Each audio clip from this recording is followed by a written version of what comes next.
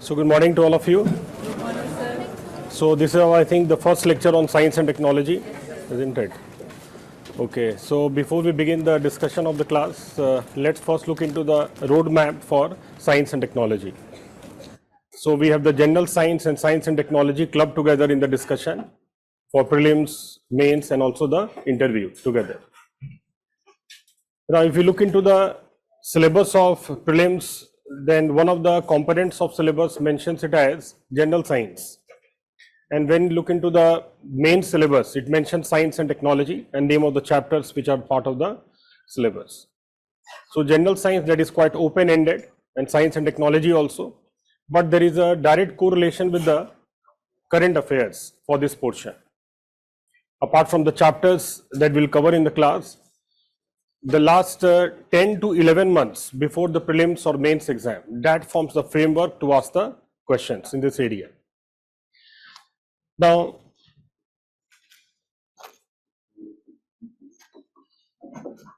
for prelims, you will see the mention of syllabus as general science, and for mains, science and technology.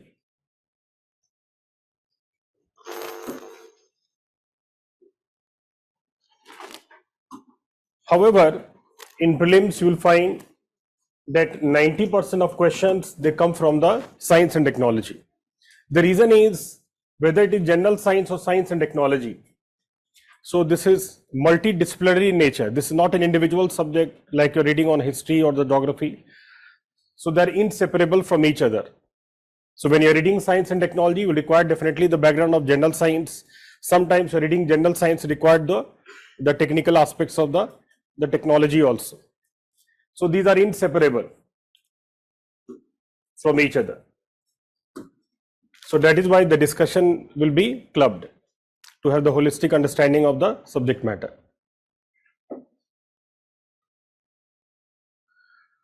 Now they have mentioned the syllabus of the chapters in science and technology, but before we look into this, what are the important references for our science and technology portion, including general science also together? First important reference, just like any other subject that you read, NCERT textbooks. Now in NCERT textbook, 9th, 10th, 11th and the 12th for the science portion.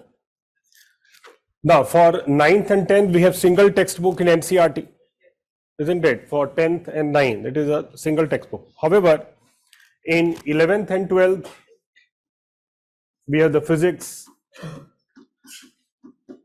chemistry and the biology, all the three in 11th and 12th.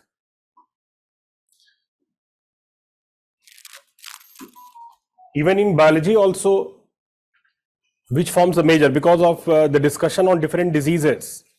So you will require in-depth understanding of some of the concepts in the biological aspect of the topic.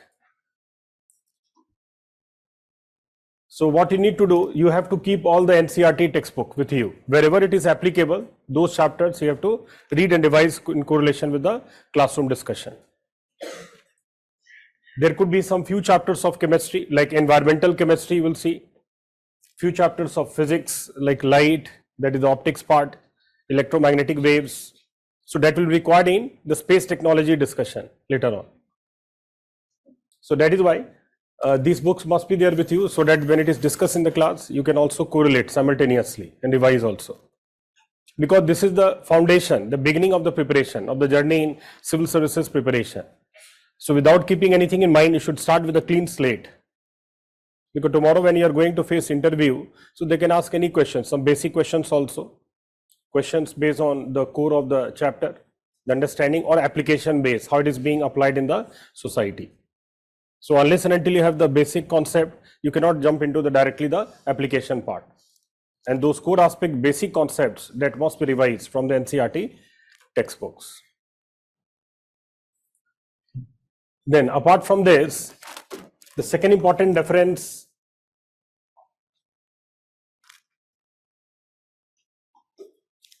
yellow book that you will get from the Institute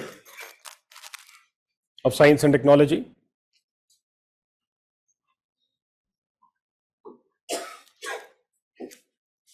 So you may get later, not immediately, because it needs to be updated based upon the current affairs. Now, the third important aspect is the newspaper analysis. Already it has been communicated to you, Indian Express and the Hindu.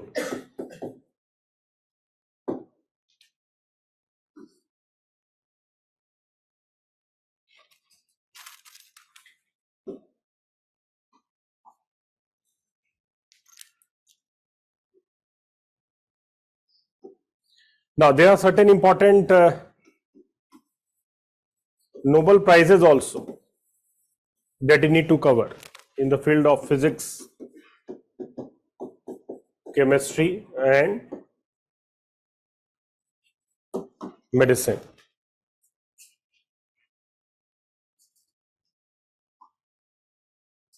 So, particularly, definitely the latest one, isn't it? For example, for 2024-2023, Nobel Prize in Chemistry, Physics, and Medicine, questions could be asked.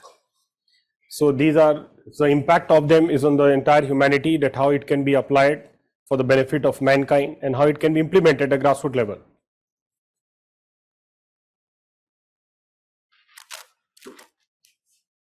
Then another one is the important websites that wherever, depending upon the name of the chapter, the content where you will refer. For example, website or WHO. So whenever you have to read on disease,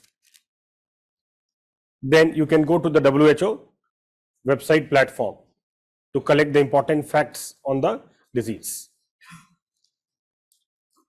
So whatever you study, it should be on global perspective with a deep focus on India.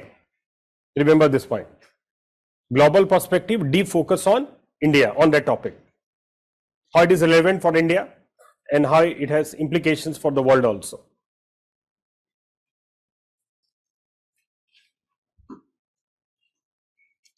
Now, some of our own websites of like Ministry of Environment, Forest and Climate Change website.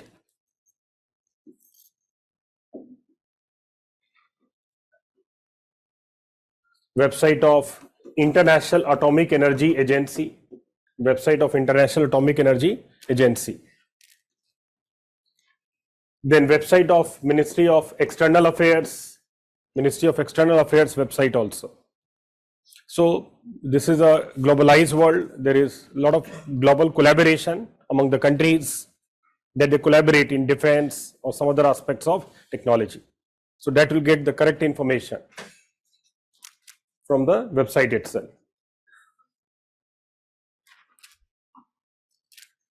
Then website of WIPO, World Intellectual Property Organization. Website of WIPO. For example, if you look into the definition, the aspects of intellectual property, IPR, then how it describes the patent, how it describes the copyright, trademark,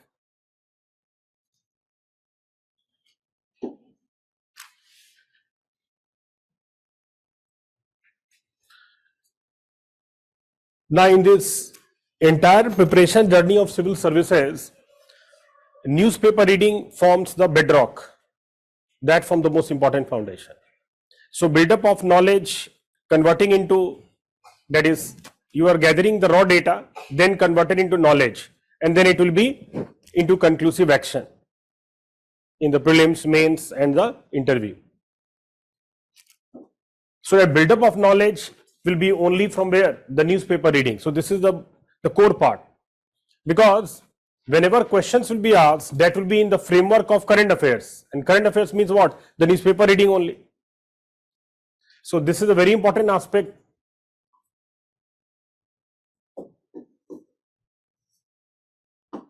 that when you are reading, it should be in the framework of the current affairs on science and technology is very important.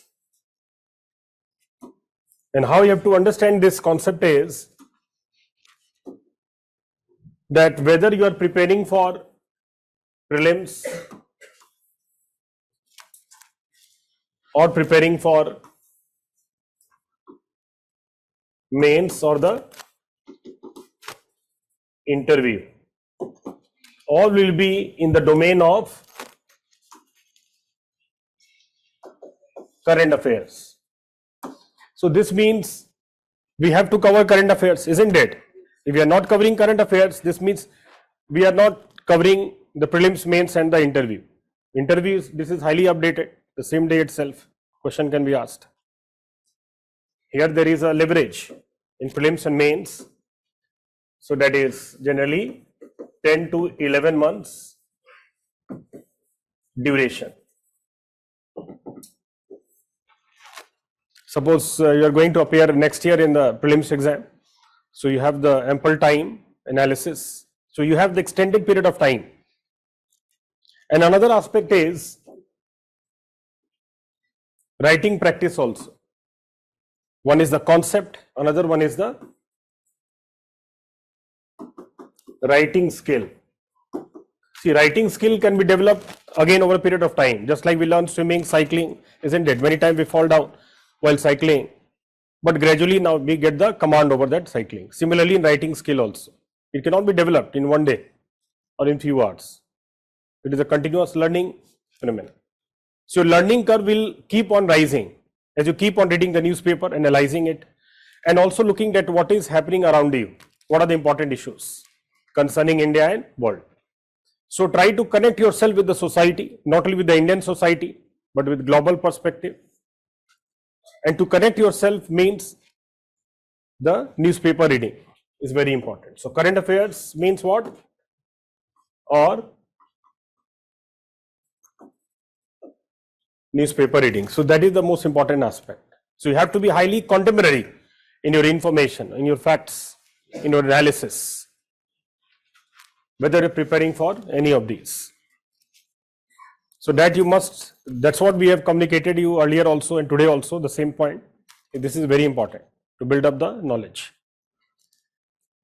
Okay, so that is on that how the important references could be taken as a part of the syllabus here. Now let's see what are the chapters mentioned in science and technology, the important chapters for our reference. And first important chapter, biotechnology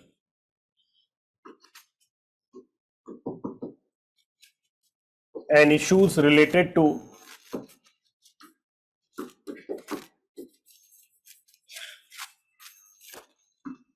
intellectual property rights.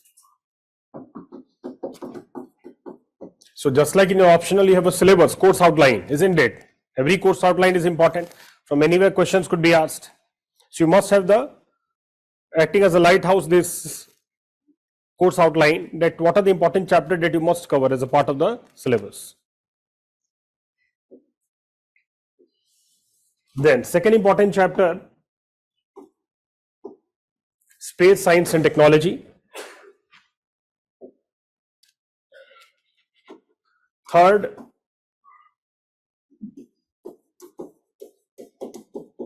robotics and artificial intelligence. Artificial intelligence. So if you look into around the world, there is a huge influence now. We are being surrounded completely by artificial intelligence.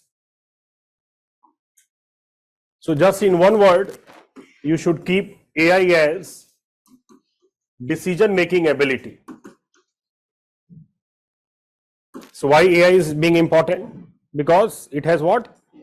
Decision making ability. If you are integrating this AI algorithm into machines, so machines also not can do their task without human supervision. They can take their own decision. Now, is AI a branch of robotics? Can we say that AI is a branch of robotics? Is a correct statement. AI is a branch of computer science, not robotics. Remember this point in the beginning. So,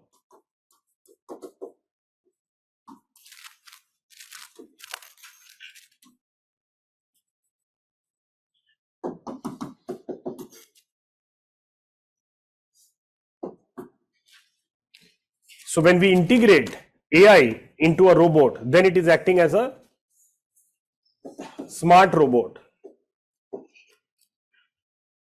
So, smart robot means that can take its own decision and can perform a task without human supervision.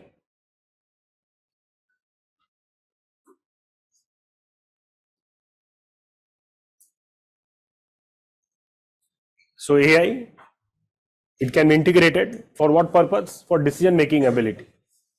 So, this is the USP of AI. Just like human also, there could be emulation of human intelligence.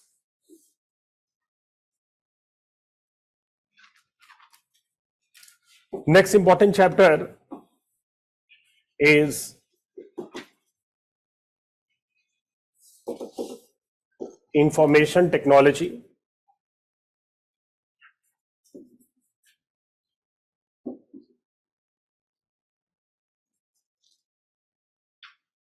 So this is another important area. Everywhere you read the term digital.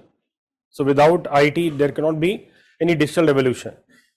So there are some important aspects like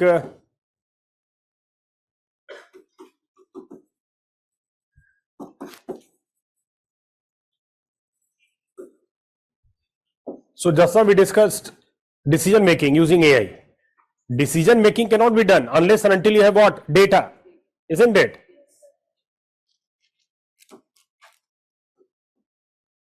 And this data, if you look into the social media platform, has increased significantly. Explosion of data in terms of increase in volume of the data, variety of the data, and also the real time generation of the data, velocity of the data. So these three V's together, they have become what? The big data. They have become the big data.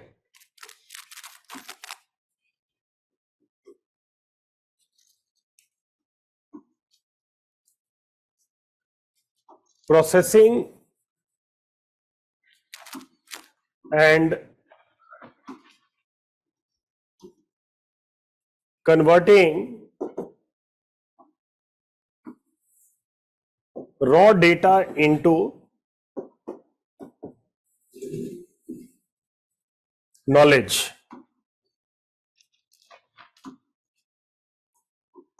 We use the term data mining. Use the term what? Data mining.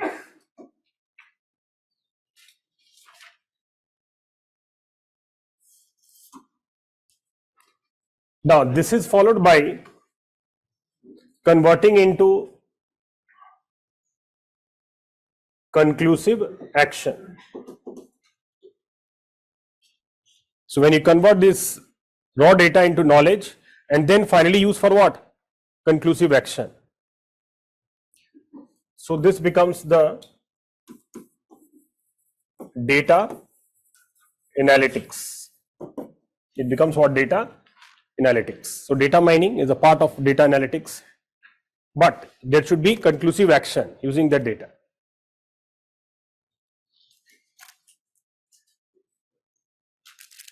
And the tool used is artificial intelligence. Tool use is what? Artificial intelligence.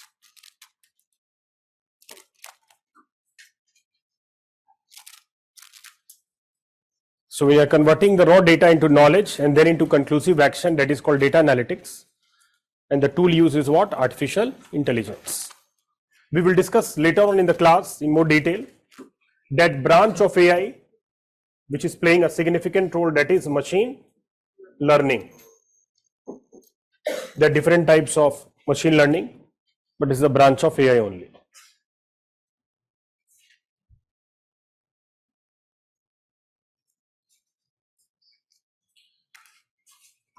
So here we will also discuss on the concept of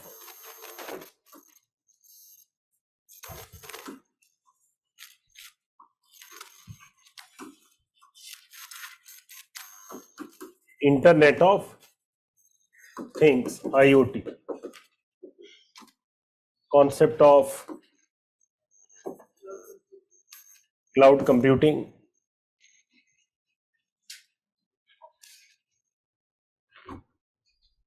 concept of virtual private network, that all of you use the term VPN,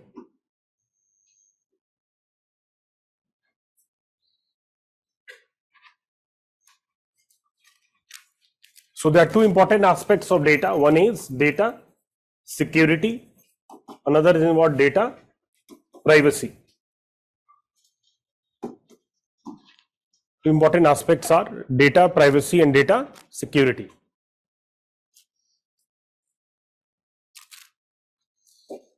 So therefore this chapter is very important.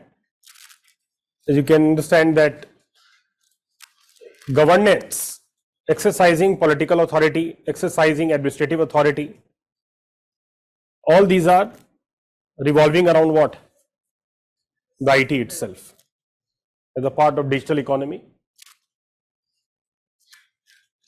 So therefore every year you will get at least 2-3 questions in prelims, 2 questions in mains. But it will be highly contemporary in nature. Any chapter mentioned in the class, discussed in the class, based on current affairs also, we have to correlate with the programs and policies of government. Although it was an interim budget, but once again it may come. But budget as a policy tool helps us understand the direction in which the governance will move forward, isn't it? So budget as a policy tool is very important. It helps you understand, gives an insight into the data, that where the focus of government will lie. So tomorrow question also will be based on that only, either deep analysis or facts. So whether it is about healthcare, agriculture, energy security, climate change, including pollution, conservation of biodiversity. So whatever policies of government to improve the living conditions of people, isn't it? So we have to correlate, integrate with the government programs and policy. That is very important. In prelims, they will ask you both fact also, analysis also on government programs and policies. Earlier prelims was quite easier because they were asking which of the following statement is or are correct. But now only one statement is correct, only 2 statements are correct. So this means accuracy has now further increased, and you have to maintain that accuracy to clear the prelims exam. Next chapter, right? Nanoscience and nanotechnology.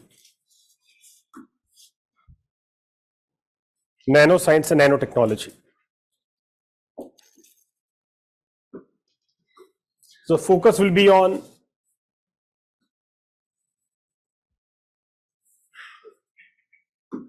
significance of nanoscale, which means 1 nanometer to 100 nanometer.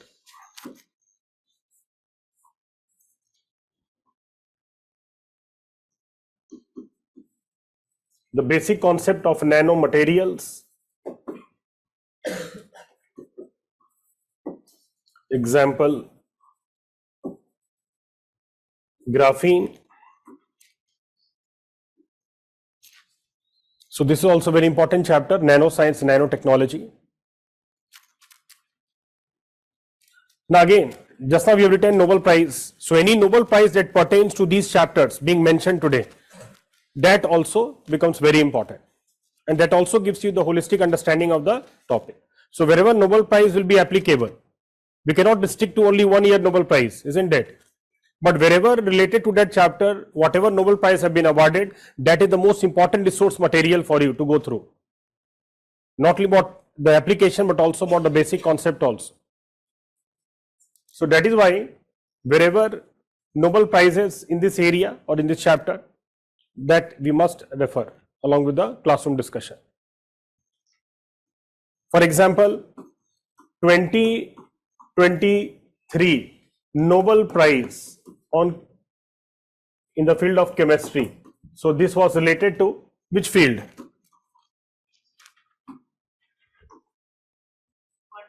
Quantum dots.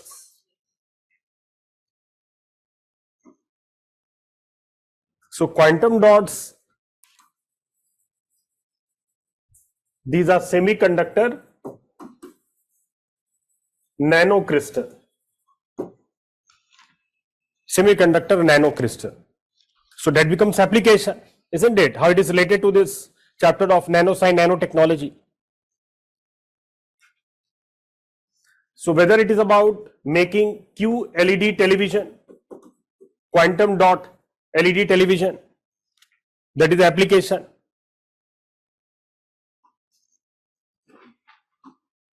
So these are said to be because of what? Luminous, producing different colors, multiple colors they can produce. So synthesis of quantum dots, that was an important area that was recognized, which is related to this particular chapter of nanoscience and nanotechnology. So that is why sometimes question may not be asked from the core concept of that chapter, but on the application part based on current affairs. What are quantum dots? What are their working principle? And how they are going to benefit the mankind, or what are the its application in electronics industry, in health and medicine. Now for this, what is the most important resource material to be read? Directly on the website you can go and access the material of 1 or 2 pages, popular reading, that everyone has a common understanding should know about these concepts. So directly you can access what? The website of Nobel Prize, and can access the 1 or 2 pages. You can go through that.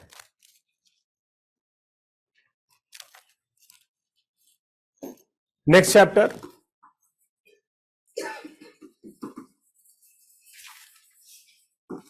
Indigenization of technology. Now indigenization of technology, it means our homemade technology, homemade, indigenous. So generally we go for what? Increasing the means, trying to definitely collaborate with other countries, but if you keep on importing more and more, isn't it? So that deficit also will rise for your country, and that could have some strategic implications also. So we cannot rely completely on what? The import of fighter jets. Why not make on our own our indigenous fighter jets which are of same quality? Wherever the gaps are there, or how we can make a roadmap for the next 10 years to become more self-reliant. So this is about country becoming what? Self-reliant, which we call it as Atmanirbhar Bharat.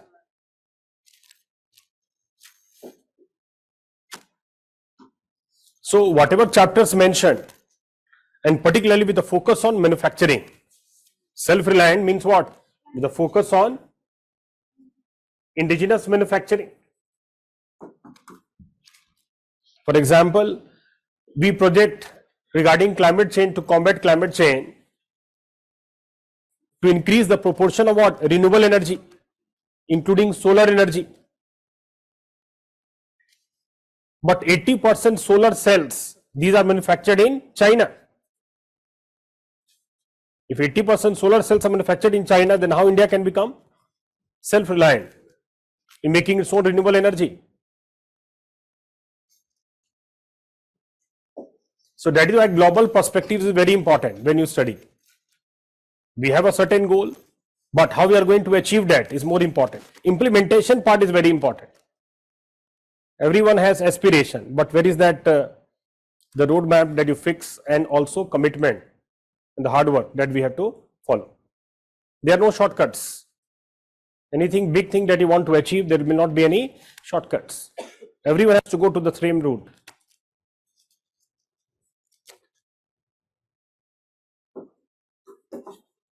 Then contribution of Indian scientists.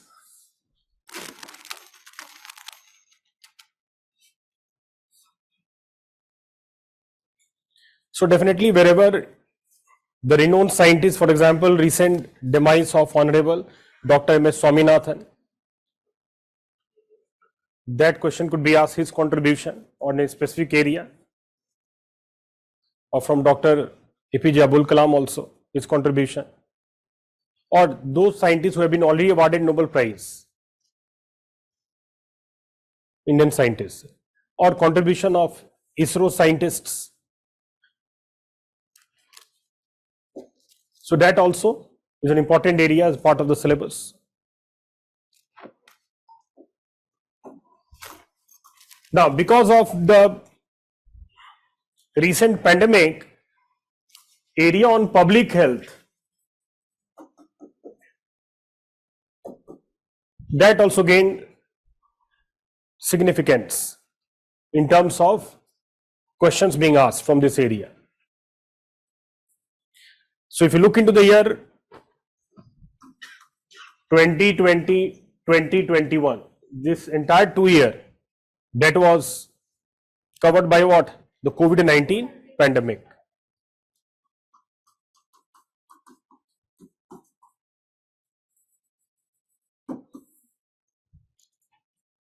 So one is, it also reflected our weakness in the healthcare, It also reflected our strength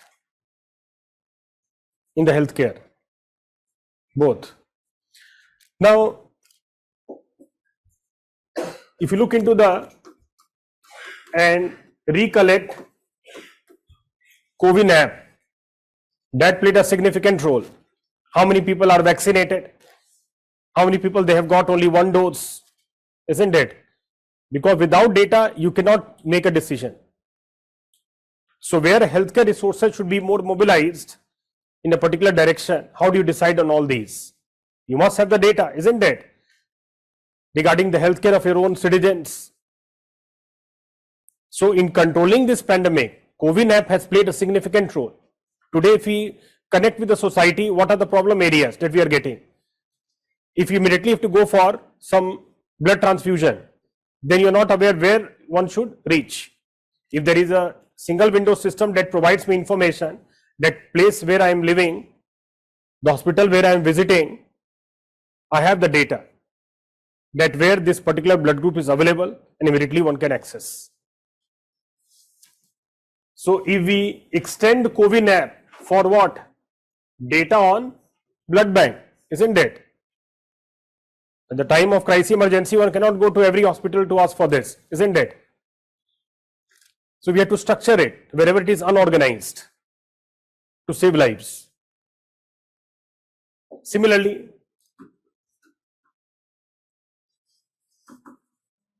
organ bank also, isn't it? For organ transplantation is another important area. So do we have the data regarding our blood bank availability, organ bank? So that could also come on the same platform. How we can extend the relevance of COVID app further. So because of this COVID-19 pandemic, the domain of asking questions, it changed. In prelims exam and in mains also. Some questions start appearing more and more now in prelims from here, because of this influence of the pandemic. So here, role of vaccines as a part of preventive healthcare. If we consider that how we have been able to control this pandemic, this is because of what? The COVID-19 vaccine. If you look into at the time of vaccination, on one hand, developed economies, 99% population fully vaccinated, Western Europe, US. However, in case of African continent, not even 10% population got the single dose of the vaccine. So huge disparity, inequity. So we witnessed vaccine inequity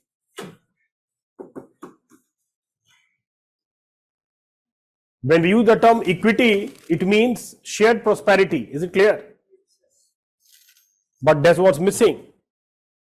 So globally, countries were disunited. It was a fragmented approach to control the pandemic. Every country working in its own national interest. But this is not the way to fight against a global pandemic. It requires globally countries should be united, they should collaborate in the intelligence regarding the data that is required, the nature of the virus, spread of the virus. So global collaboration is required because there was huge disruption on the global economy also, on the supply chain. And we know that poorest and vulnerable are worst affected whenever such type of exigencies enter the society. So unless and until in society the governance should focus on equity in the society, then only there could be social harmony in the society. So we have to connect therefore with the society, that where the discrimination lies, where the prejudices, so that must be targeted. So public health chapter is very important, including the important diseases that you come across. If you write certain important diseases that you must know for this exam, like HIV/AIDS, malaria,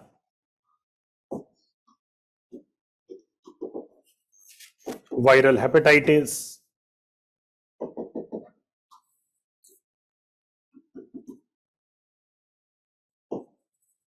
influenza virus, including swine flu and bird flu,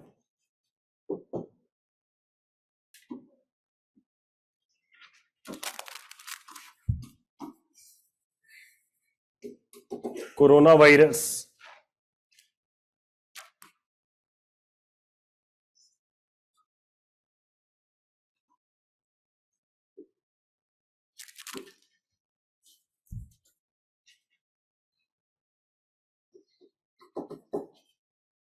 Nipah virus,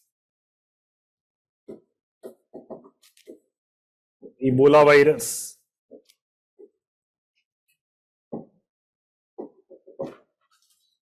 Marburg virus. So in 2023, Marburg virus was also in news. So sometimes examiner can pick up any question based on current affairs. In 2023, Marburg virus was in news. So there could be a question in prelims from this Marburg virus also.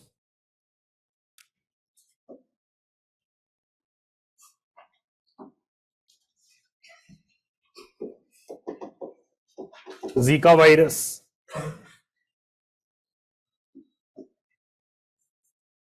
dengue virus. So from any one of them, question could be asked in the exam. Comparative questions also could be asked. Sometimes two viruses with the same mode of transmission, examiner can pick up both the viruses and ask one question. So that is why this public health portion is also very important, particularly with a special focus on the prelims exam. Minute details are required, the mode of transmission, any vaccine is available or not, where does India stand.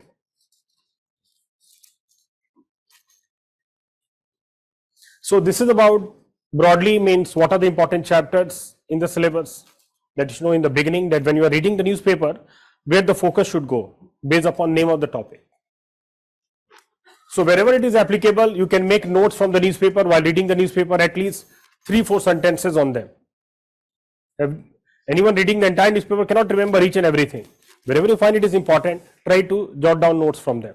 It will help you immensely at the time of prelims exam while you revise. In just 1 hour, you can revise your own notes compared to any study material that you read. There are also other viral diseases, other diseases also, just I mentioned some of the important aspect that we are going to cover in the class also. Then, apart from all these, as I already mentioned, the references, you can just add in reference last or previous 10 years prelims and mains question paper.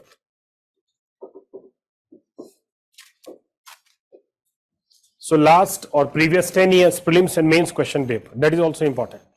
So that you can know that what level, that what is the depth of the question on that topic, that is also important.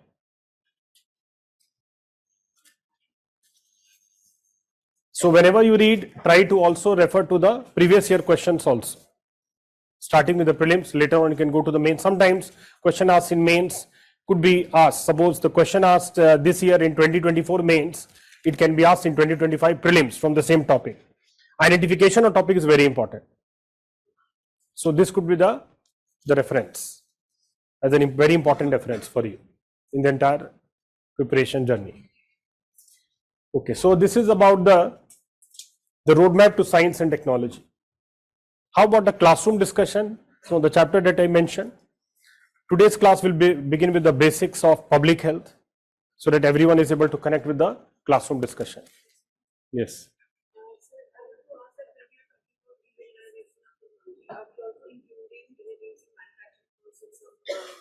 Some processes that Yes. would, treatments that are internationally established, but in India we need to be conformed. Yes, for example, I was asking about health and medicine. So manufacturing, for example, in the context of manufacturing vaccines, isn't it? If some vaccine you are importing, the cost will be too high per dose. If it is indigenously made, then automatically the cost can be reduced. You can be included in the government immunization program, vaccination program easily. So cost reduction. Wherever you want, go for your own indigenous manufacturing, then you are able to achieve economies of scale. You get competitive advantage in international trade also. Also, can we use data science and data analytics interchangeably in our schools? Data science, we generally use the term data analytics, is it clear? Which include data mining also, and the tool we discuss is the AI. Yes.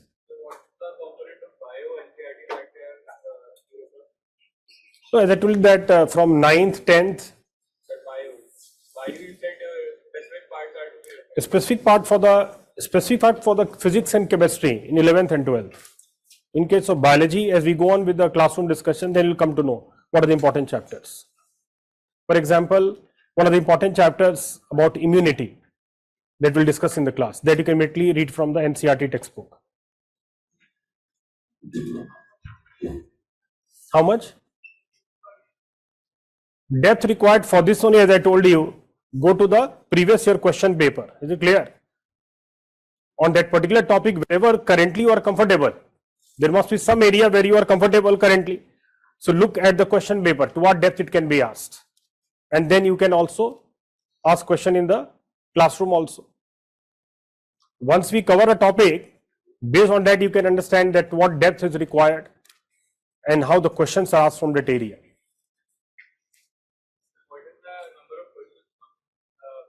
Number of questions, suppose 100 questions in the prelims exam. So around 20 to 25 questions will come from the science portion in prelims exam.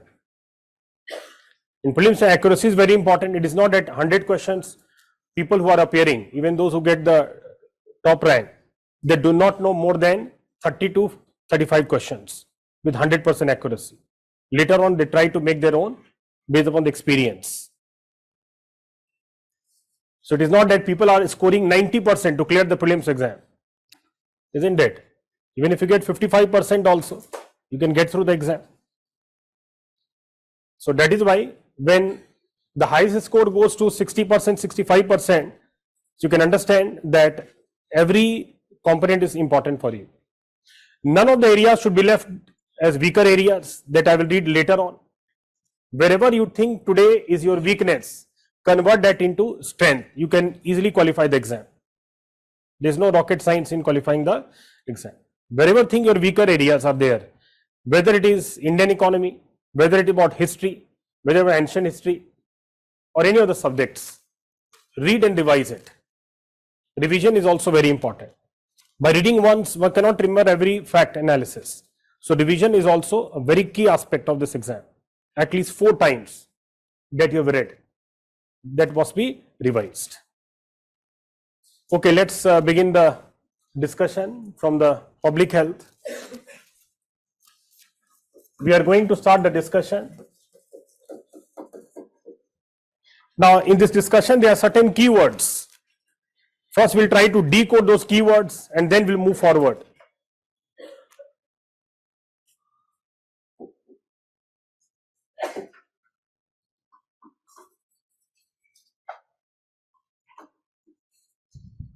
Now, the term pathogen. Pathogen means disease causing organism. Pathogen means what? Disease causing microorganism, microbe.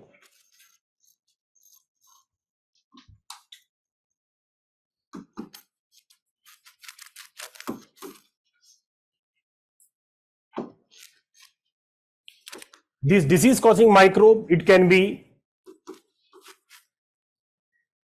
bacteria, it can be virus, it can be fungus, or it can be protozoa. It could be any one of them. We will discuss, for example, what are the basic difference. Generally, one needs to know that what is the basic difference in terms of bacteria and the virus, because many of the viral diseases we mentioned. So, what exactly is a virus?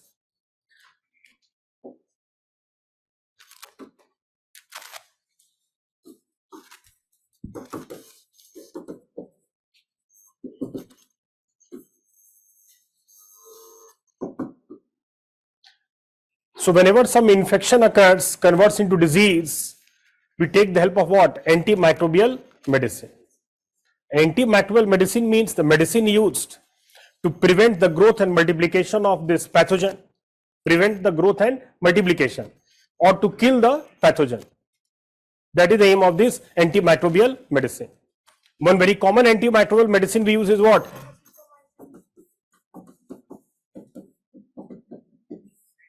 Antibiotic. In day-to-day life, the most common antimicrobial medicine is what? We are using antibiotics.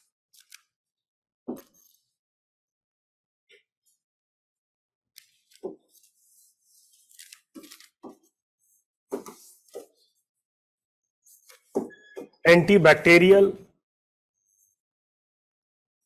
antifungal, antiviral, anti-protozoan. If you look into antimicrobial medicine, then if any bacteria causes infection, we take what? Antibacterial medicine. Against virus, antiviral drug. Against fungus, antifungal drug. But the question is, what about antibiotic? If you are given these four options, what you select as an antibiotic?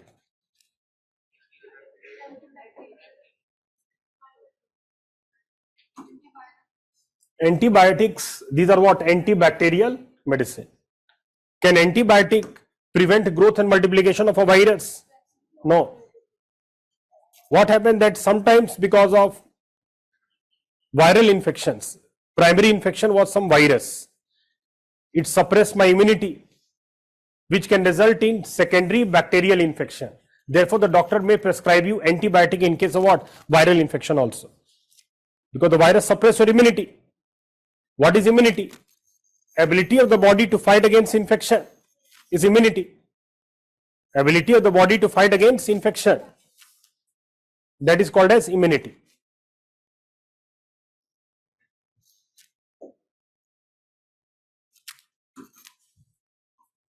We also use the term disease resistance.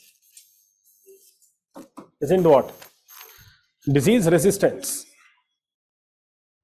So, self-defense system of the body, immunity.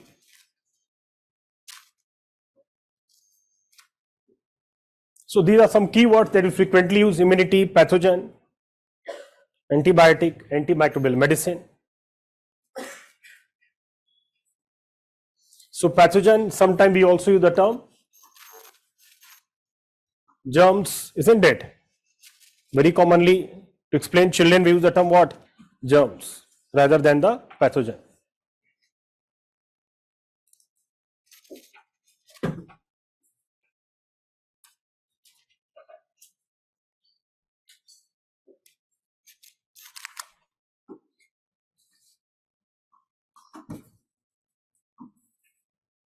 Now, if we try to decode the term virus, because once you know what exactly is a virus, then we can go for the viral diseases and then correlate with our immunity, how it fight against the virus.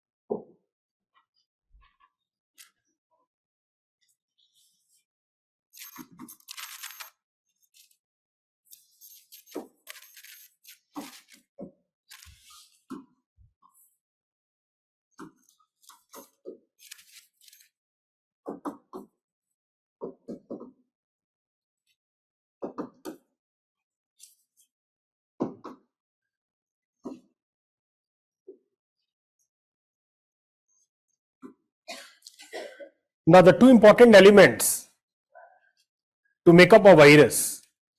So, virus consists of what? It consists of the genetic material. This genetic material we will discuss in the class, either it is RNA or the DNA.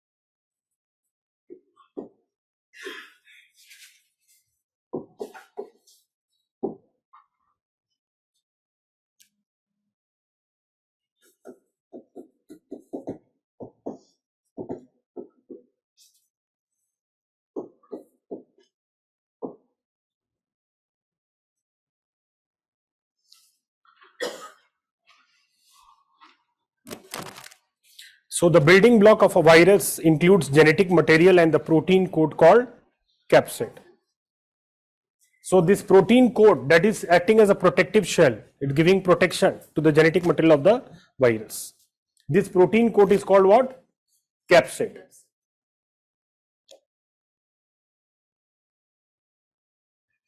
We have taken the example you can see for RNA virus also, DNA virus also. For example, COVID-19 virus, that all of you know, the coronavirus.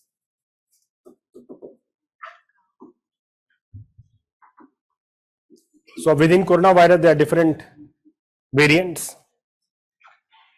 COVID-19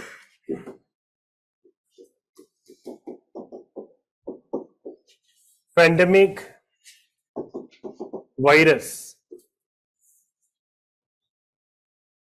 So that was the coronavirus.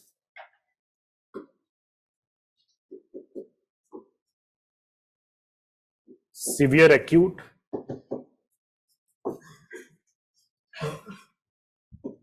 respiratory syndrome, coronavirus 2. That all of us call it by the term SARS-CoV-2. But initially, when it entered the world, all of a sudden, December 2019, at that time it was not called SARS-CoV-2. What was the initial name of SARS-CoV-2? Yes? Initially, this was called as December 2019, isn't it? We came across the outbreak of this COVID-19 pandemic. Initially, it was not called as SARS-CoV-2. Later on, it was renamed by WHO. So, what was the initial name? Anybody who knows the answer? What was the initial name? Initially, how did we recognize or how do we denote this?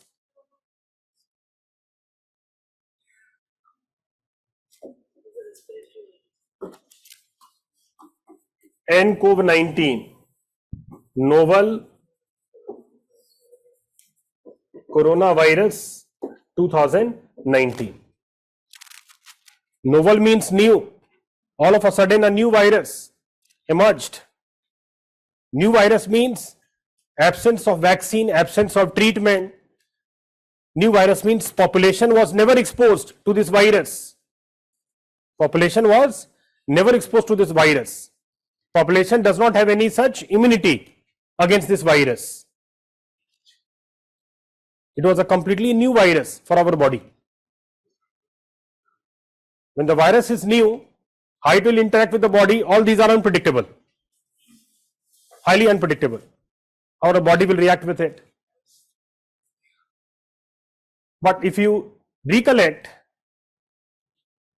that during COVID-19 pandemic, definitely that was a nightmare for us. Many our near and dear ones lost their lives also in COVID-19 pandemic.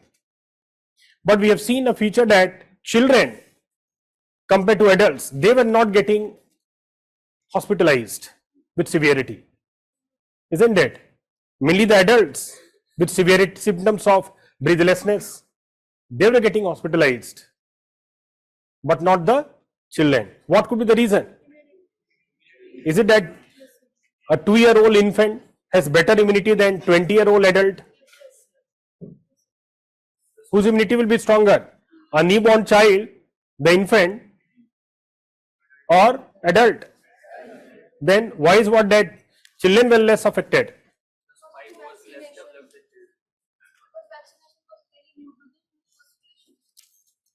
See, initially we did not have vaccine. Vaccine came after 12 months, isn't it?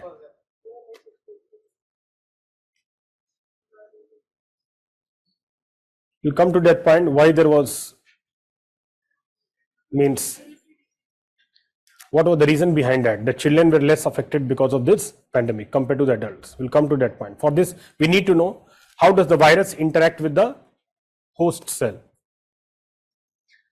Now, all of you must be aware of this debate whether virus is living or what? Non-living. So what are the living features present in a virus to declare it is a living body? What are the non-living features present in a virus?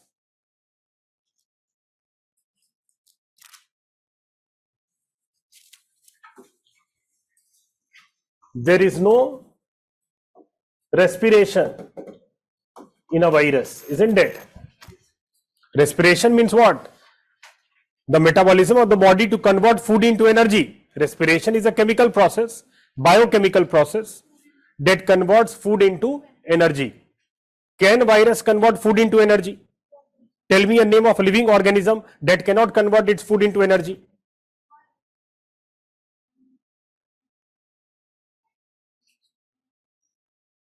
So this is an essential feature for any living organism. It must be able to convert what? Food into energy. So whether it is, if you see here, whether it is bacteria, fungus, protozoa, all of them, they can convert what? Their food into energy. But this is not the ability in a virus. So that is a non-living feature of what? A virus. This is a non-living feature in a virus. But what is the living feature present in a virus? Reproduction, isn't it?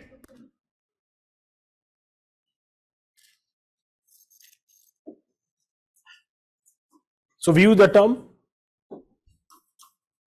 replication or multiplication. So virus can undergo replication, multiplication to form new copies of itself. However, even for reproduction, it depends on what? So virus cannot multiply on its own. it always needs some form of host cell. Host cell. So host cell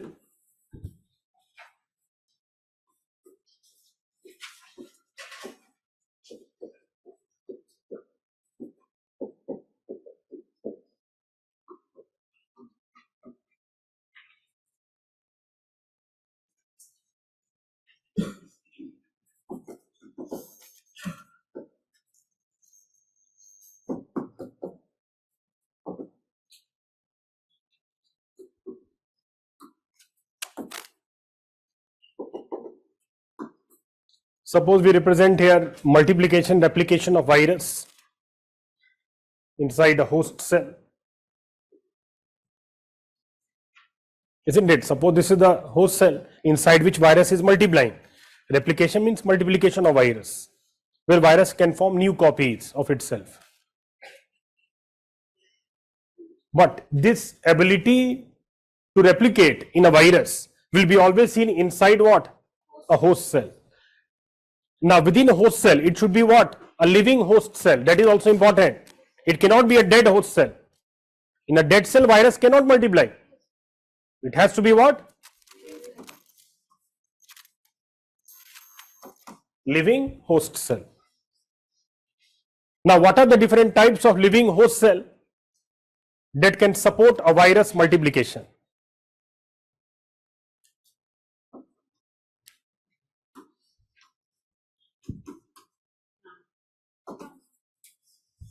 Plant cell,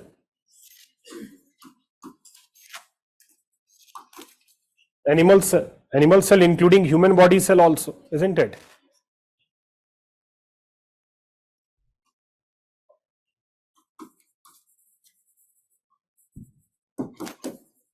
Bacterial cell,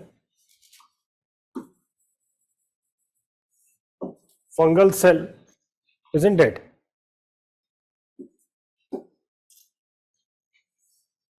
So any one of them can act as a host for the virus to multiply. It is not that the same virus is multiplying in all the 4 different host cells. No. So there is a property called, so virus follows a property called host specificity. So there is, every virus requires a host to multiply. Some virus will require what? Plant cell to multiply. Some virus will require animal cell to multiply, including human body cell. Some virus will require bacterial cell. Some virus will require fungus to multiply. But all the viruses will require some form of host cell for their reproduction. Virus outside the host cell, can it multiply? No. So there is no replication of a virus, no reproduction in a virus outside the host cell. So outside the host cell, virus will act as what? Non-living.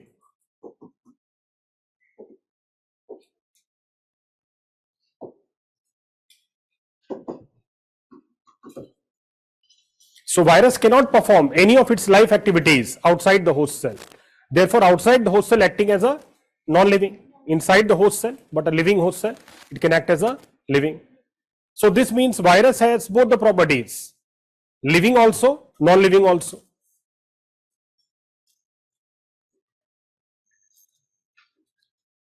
So it is obligatory, it is compulsory for any virus to use some form of host cell for its multiplication to perform life activities. So whenever a living organism dependent on another living organism for its own life processes, dependent living organism, we use the term what? Parasite. So whenever a living organism, whether for food, energy or reproduction, depends on another living organism in its life processes, dependent living organism is called a parasite. So can we use the statement that all viruses are parasite? Is it correct statement? Suppose you get a statement in prelims, all viruses are parasite. Is it correct? Yes. Any virus cannot perform any of its life activities outside the host cell. It is obligatory.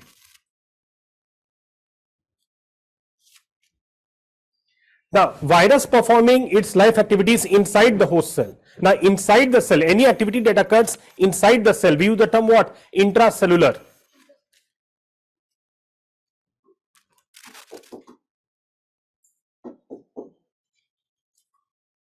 Any activity that occurs within the cell, we use the term what? Intracellular activity.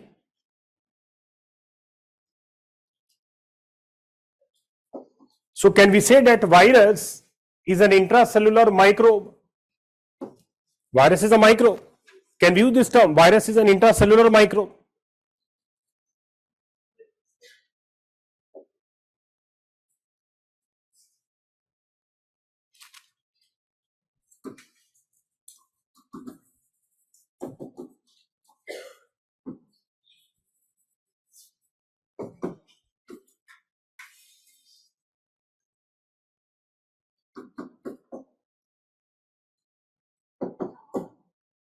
So, virus is defined as an obligate intracellular parasite.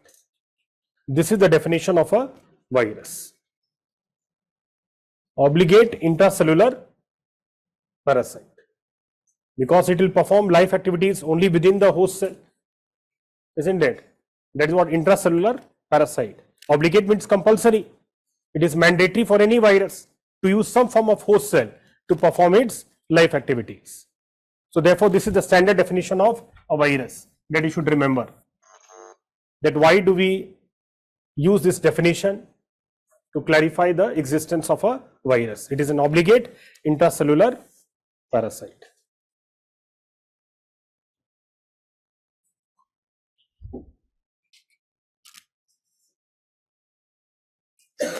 Now, the same virus will not multiply in all the different host cells. Every virus follows a property called host specificity. So, there is a specific predefined host cell where the virus will attach, enter and multiply. Sometimes virus can create more hosts also. So, in that case, virus has to go under certain genetic changes to increase affinity to a new host. So, how this host specificity is achieved for a virus? So, we say that a virus is able to identify the host cell, specific host cell. There must be some recognition mechanism, some specific landing site for the virus, that how virus can stick to the host cell.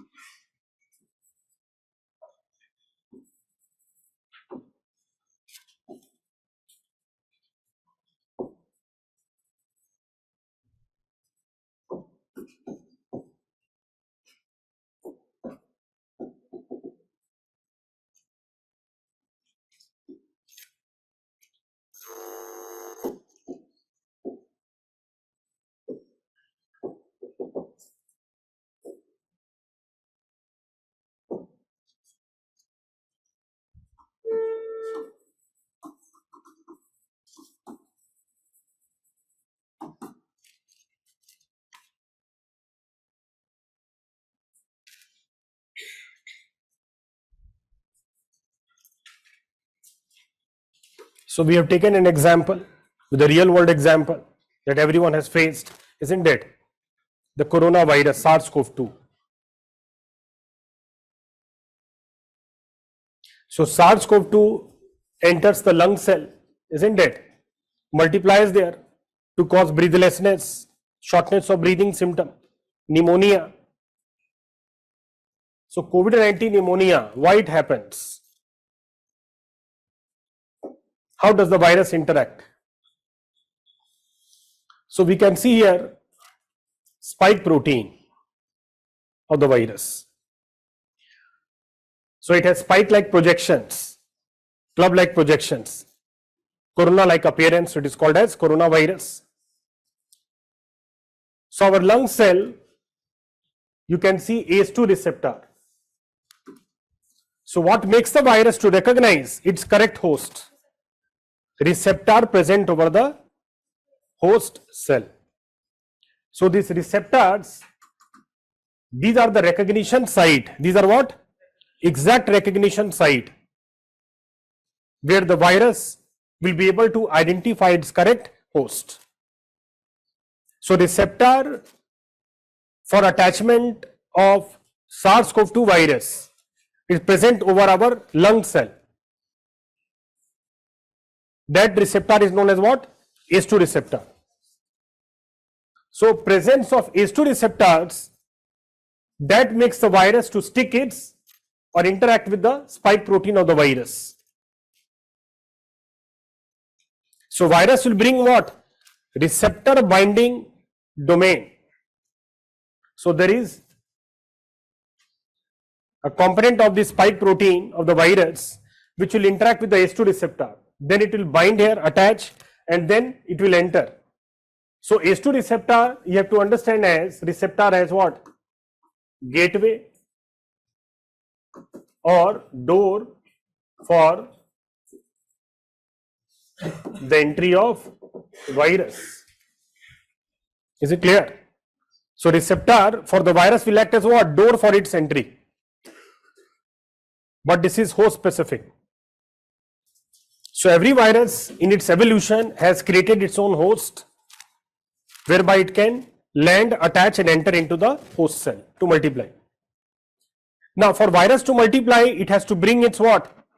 There must be some biological data, instruction, because virus, suppose this host cell, which will tomorrow act as what? Biological factory to produce copies of the virus, isn't it? New viral elements will be formed. To form new viral elements, where is the biological data present? Where is that biological data instruction present? In the genetic material of the virus. Genetic material of the virus will bring its software, production software for its multiplication. So what we discussed today, genetic material present in the virus, in this case it is what? RNA virus.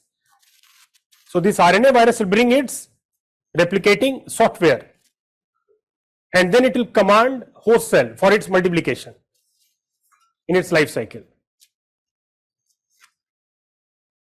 Now,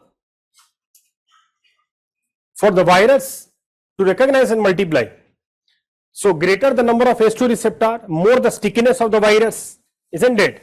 More the number of ACE2 receptor, well developed ACE2 receptor will act as binding sites, strong binding sites, and the virus strongly sticks to these lung cells and will enter and multiply to cause infection of lungs, inflammation of lungs, pneumonia, breathlessness symptom.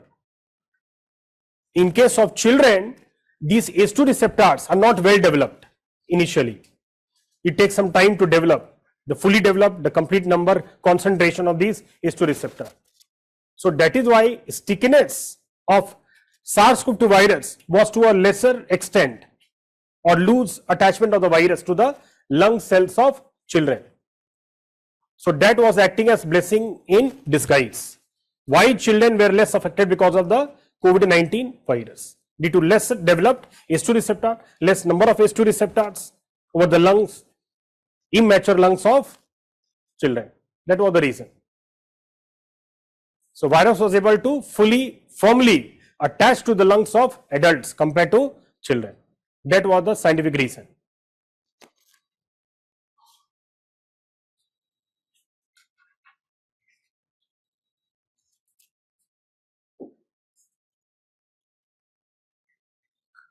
Now further, how our immunity can work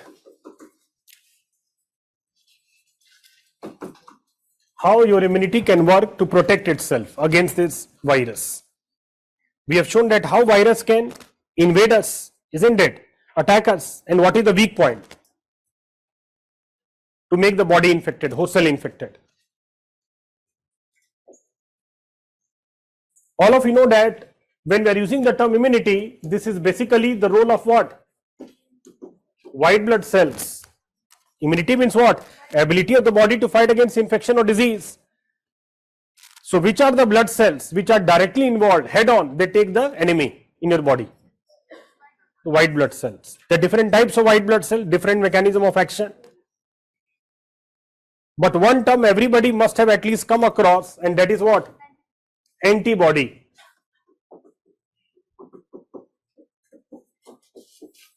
Antibody.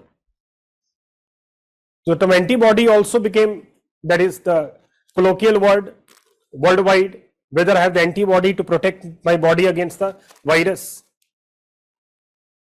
So from where these antibodies come, what exactly are they? These are immunoproteins. So these are what? Defensive proteins produced by the white blood cells that circulate in your blood to fight against infections. So if we consider viral infection and our body protecting itself by using antibody, first of all, white blood cells, they secrete. From where antibodies come? Secreted by, produced by white blood cells. In response to this virus attack, our body can produce what? Antibodies.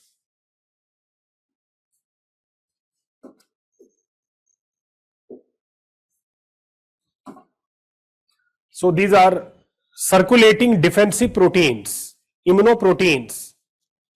Proteins produced by immune system. Proteins produced by what? Immune system, called as antibody.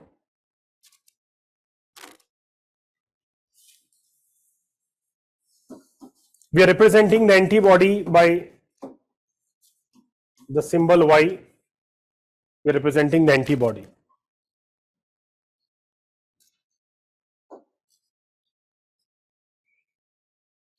So spike protein is an integral part of the virus, isn't it? Spike protein is the element of the virus, viral element in the SARS-CoV-2 virus. If spike protein comes into contact with what? H2 receptor, it will stick and will try to make the virus enter. However, presence of these circulating antibodies in your blood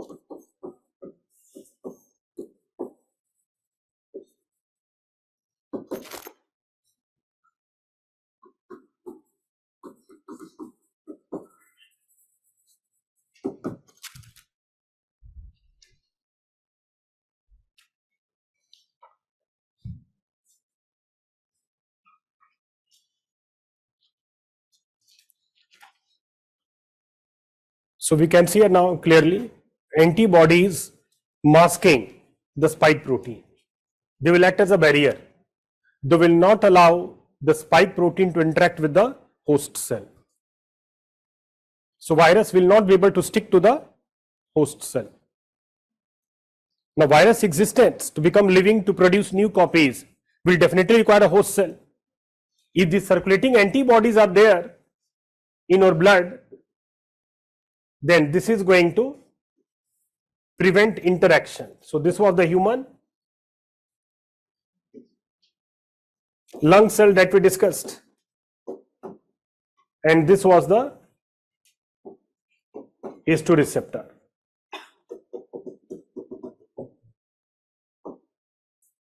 So basically, these antibodies, in the context we are using the term anti-SARS-CoV-2 antibody because they are giving protection against which virus? SARS-CoV-2 virus. So these antibodies, they block the virus infection. They block the virus infection, block the virus attachment, and protect me against the virus.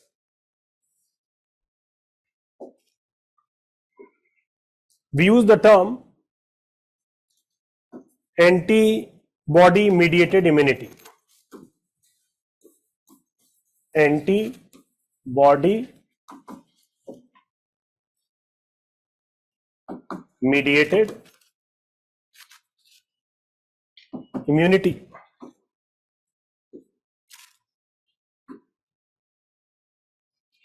Also known as humoral immunity. So antibody mediated immunity, also known as what? Humoral immunity.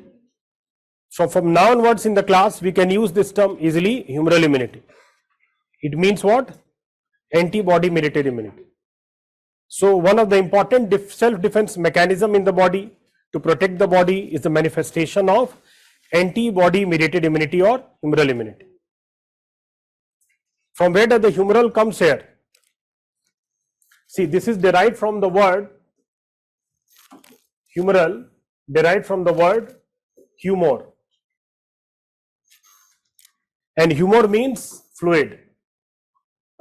Humor means what? Fluid. It is in the fluid blood. So blood is defined as fluid connective tissue. Blood is what? Fluid connective tissue. Since blood is defined as fluid connective tissue, and in the fluid blood, antibodies are circulating to provide protection. Therefore, this antibody mediated immunity is also known as what? Humoral immunity.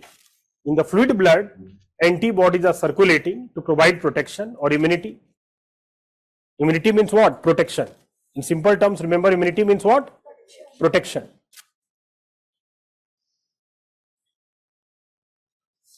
So antibody mediated immunity, also known as what? Humoral immunity. And this is the exact mechanism to protect us from this viral infection. Yes.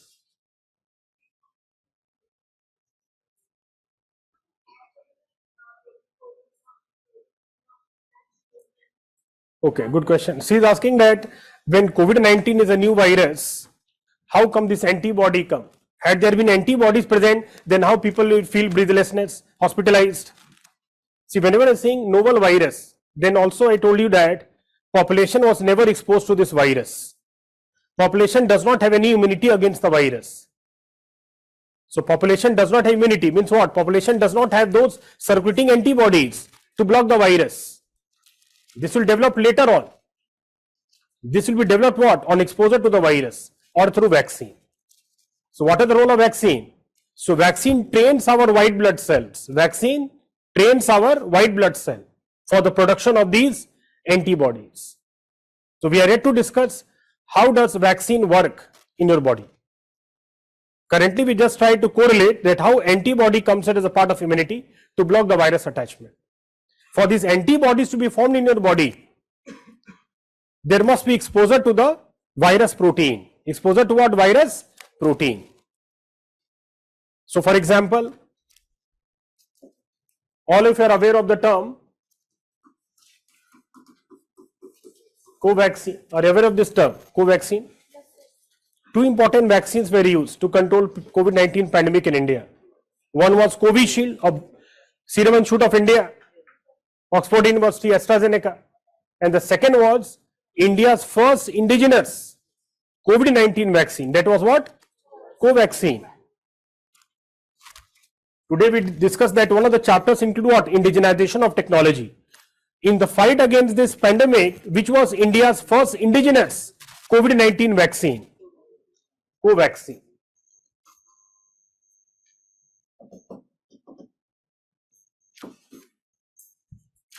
Bharat Biotech produced this vaccine. What is the ingredient present in this vaccine? Can you tell me? ingredient present in this vaccine to provide protection?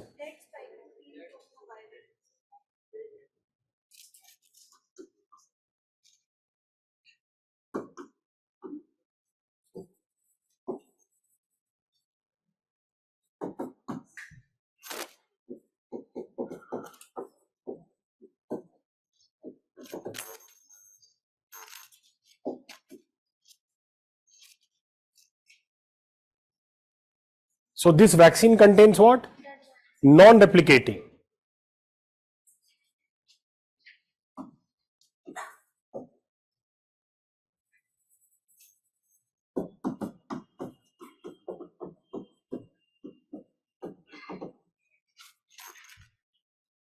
Non-replicating, we also use the term inactivated. Inactivated virus.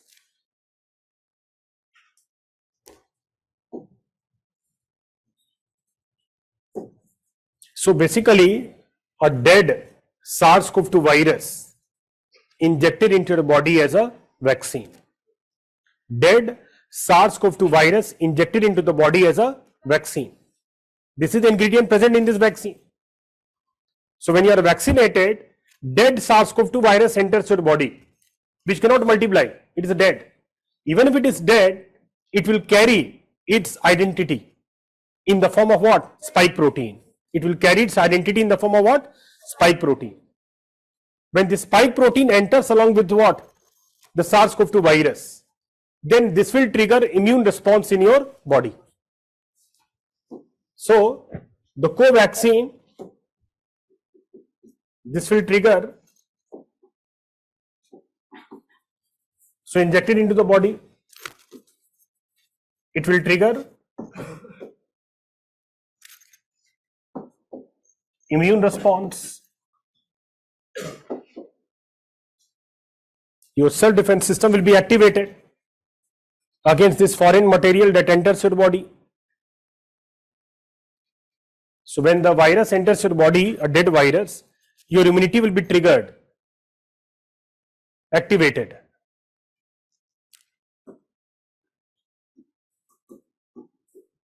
White blood cells, isn't it?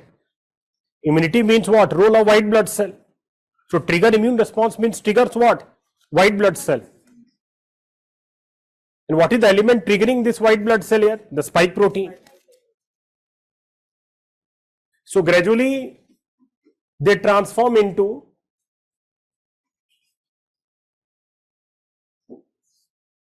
memory cell. They transform into what? Memory cells. Logic behind vaccine is what? Establishment of memory cell. And these memory cells are target specific. These are what? Target specific. Here the target is what? Spike protein. So vaccine will help establish memory cell. Tomorrow, that is in future, when the same virus enters the body, then memory cells are triggered. When the real virus enters your body, so dead virus was used to develop memory cell. When the real SARS-CoV-2 happens to enter your body, then it will trigger activation of memory cell. So this is the spike protein of what? Real virus that can cause infection disease. So after vaccination now, real virus enters in future in your body. Memory cells are already established. So they are activated immediately in response to this real virus. And they will produce what? Anti-SARS-CoV-2 antibody. They will trigger production of what? Anti-SARS-CoV-2 antibody. So these memory cells are specialized white blood cells which have developed during vaccination in your body. That what specific antibodies are required to block the future virus infection and disease. So from where this antibody comes here? So when your body is exposed to that foreign protein, then the body will develop the specific antibody, and then it is going to protect you against. We just tried to discuss that how antibody will help against the virus. This was an example. But vaccine has helped play an important role. But it was not that in December 29 the virus was seen getting spread. So vaccine was introduced after about 1 year, isn't it? What happened in between? Lack of antibodies against the virus. Virus attaching to the lung cell, infecting the lungs, causing breathlessness, pneumonia. Yes.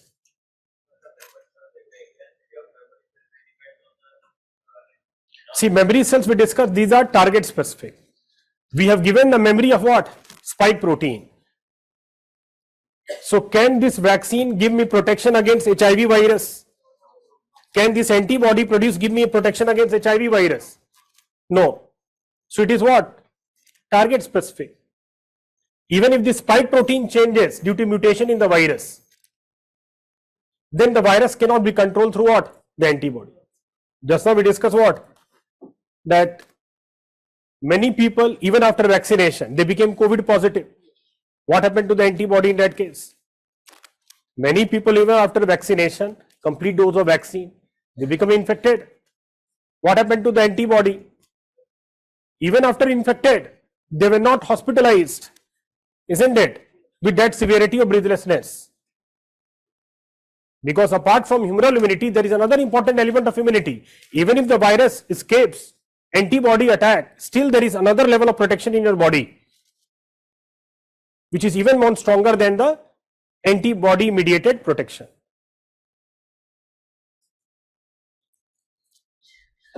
Yes. Does it also contain genetic material? Yes. Virus enters along with the genetic material. Then how the virus will multiply? What we discuss?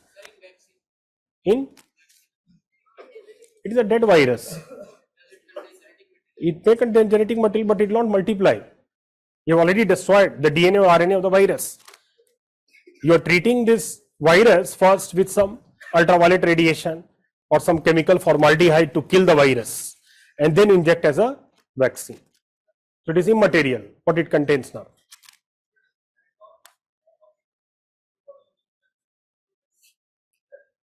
Is lack of and absence the same?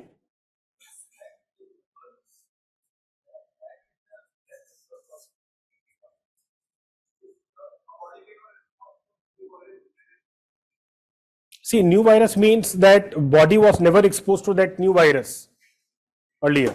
So it is a completely new virus. So definitely immune response, it can be sometimes higher also, overreaction of immune system.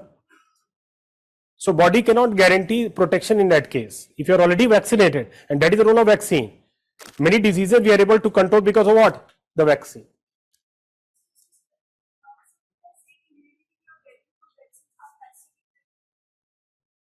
See, passive immunity, active immunity. When your own immunity is acting on its own, so these antibodies are not injected from outside into the body. Our own white blood cells are producing antibodies.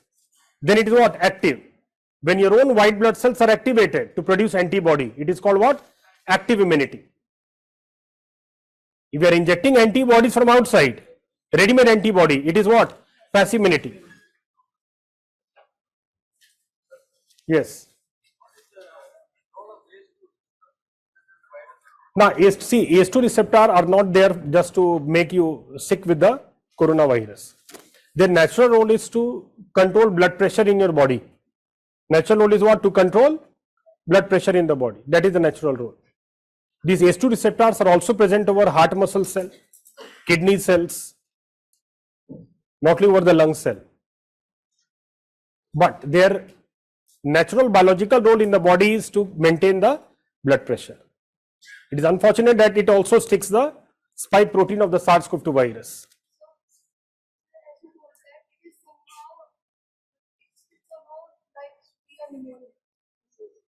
Yes. So the vaccination of pneumonia in childhood has Vaccination in? of pneumonia. See, pneumonia can occur because of bacteria also, due to virus also. Somehow There are multiple viruses that can cause pneumonia. This is the context. You have been vaccinated against what? Spike protein. So body will develop what? Anti-SARS-CoV-2 antibody. Not against every other form of pneumonia can be protected. Yes. Have impact forever or they will lose the ability? Now, memory cells, they will be there to provide you protection. But what happens when the virus mutates, spike protein changes, then the antibodies are not able to block the virus. The virus mutates, spike protein will change. Is it clear? Some people had corona before also they had corona, then again they had coronavirus. Before also, yes, there could be reinfection. As I told you, even after vaccination, there was infection. Even after vaccination. So there could be reinfection also, as he told from the coronavirus. One is reinfection, other one is breakthrough infection. If vaccinated people become infected, it is breakthrough infection. Non-vaccinated becoming again reinfected, it is reinfection.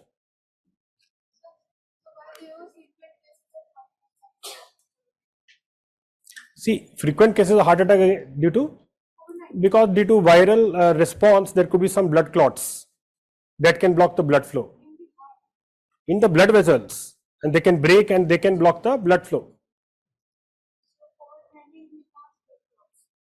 Any type of viral infection can result in what? Inflammation and some blood clots in the blood vessels. So that is no natural response of the body. You told there were receptors on the there are receptors on heart and other places also. Yes. But why did it affect the lungs? It affects the heart muscle cells also. How the virus enters your body? Can you tell me? How it enters? From where? What is the entry point of the virus? Respiratory infection. You are inhaling the virus along with the aerosols. So where it will enter first?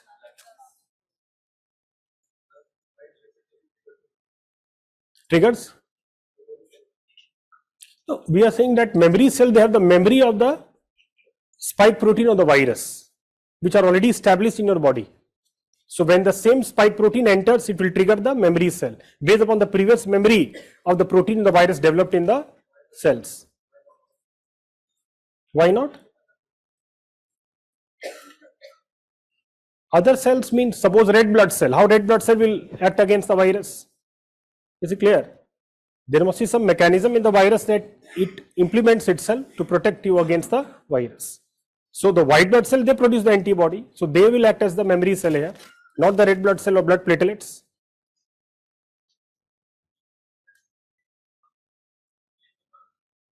Just wait, let me see some questions online also. It could be some question may be asking, what happens when the virus mutates to the antibody? So when virus mutates, what we discussed? When virus mutates, spike protein changes. Even if antibody is there, virus will escape the attack of antibody. This is known as immune escape. This is called what? Immune escape. Immune escape. So when the virus undergoes mutation, there are changes in the spike protein of the virus, and the virus escapes antibody attack. That is called what? Immune escape. So virus escapes attack of antibodies. Is it clear? Antibody gets attached to viral spike protein only, or can it also block cell receptors?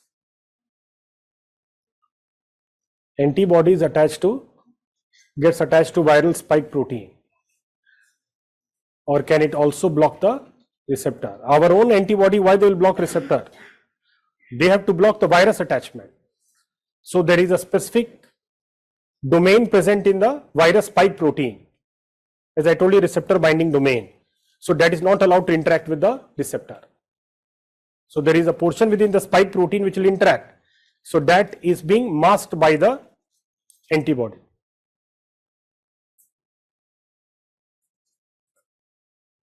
Now the same ACE2 receptor It does not mean all the viruses stick here only to cause infection. For example, HIV infection. Can HIV infection occur by this means? Will HIV interact with the ACE2 receptor to make the person HIV positive? Why no? For the virus to stick to the receptors, again, there are different types of receptors also. For HIV virus, the receptors to infect human body are present only over the white blood cell. For HIV virus to make the person HIV positive, the receptors are present only over what? White blood cell. Not over red blood cell, not over blood platelet, not over lung cell, not over kidney cell. Only what? White blood cell. So whenever there is involvement of white blood cell, there could be transmission of what? HIV. So be clear that it does not mean that we are saying that only ACE2 receptor will cause attachment of all the viruses. No. This is in specific to what? Coronavirus that we discussed, SARS-CoV-2, not for other viruses.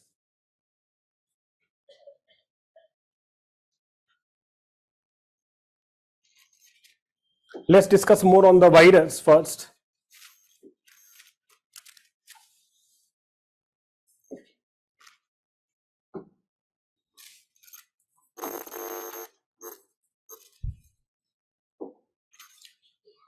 Now, if you write here culture medium, see directly how do we collect the data about the virus? Yes. See, virus mutate means there are genetic changes in the genetic material of the virus, changes in the genetic code of the virus. How does the? See, as the virus multiplies, there could be changes in what? Genetic material of the virus. More the opportunity virus gets to multiply, greater the risk for mutation in the virus. So more the opportunity give virus to multiply, greater the risk of what? Mutation. And that also when you compare vaccinated individual to the non-vaccinated. In non-vaccinated population, virus can multiply longer. So non-vaccinated population forms the susceptible pool for mutation in the virus and changing the property of the virus. When you compare a vaccinated, non-vaccinated, where virus can multiply longer? In non-vaccinated. So non-vaccinated, so if there is a susceptible pool of non-vaccinated population, like we discussed what? In developed economies, Western Europe, 99% population fully vaccinated. In Africa, only less than 10%. So even if they are able to control the virus in their own country, but what will happen? Virus can multiply, mutate in Africa and can result in new variant of the same virus. And again, it can play havoc in the society. So that is why we should practice what? Vaccine equity. You cannot control fast mutating nature of the virus by vaccinating only few people. As far as possible, a larger chunk of population should be vaccinated. But this can be achieved only through what? Equity, global collaboration, concern for the society.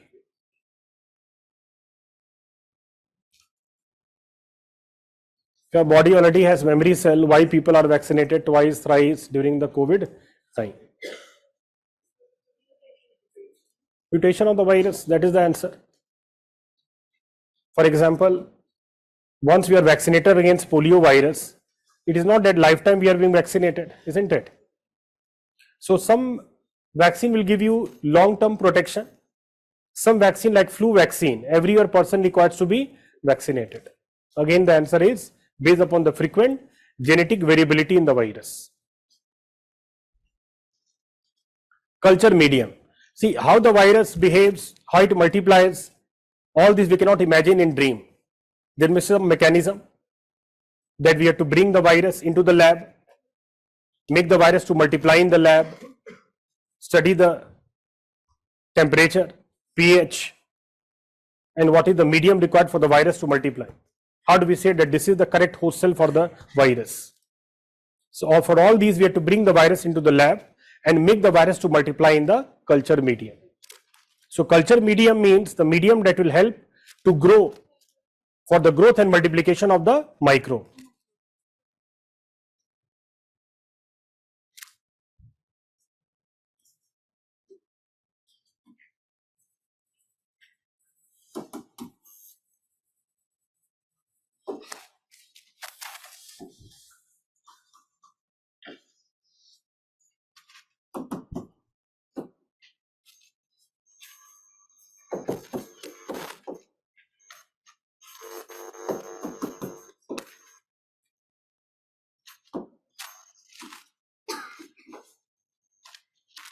Now tell me the examples of non-living medium where we can make the virus multiply as a culture medium.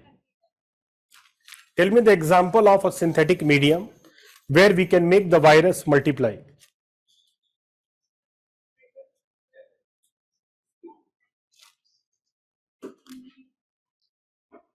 Example of synthetic medium where we can culture the virus. We can make the multiplication of virus.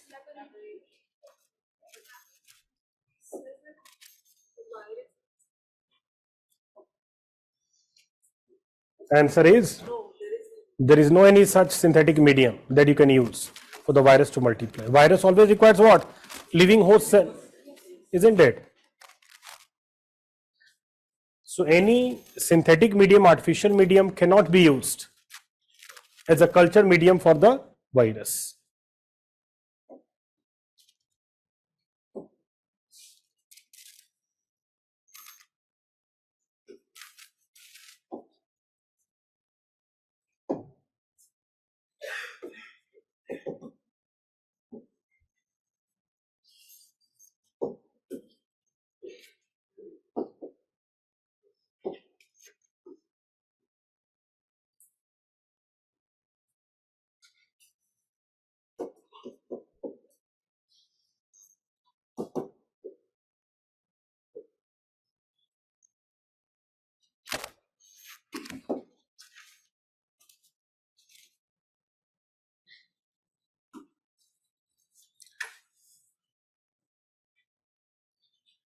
So we all know, for example, monkeys, isn't it? Lab rats, albino mice, we call it. So they are widely used as the lab animal.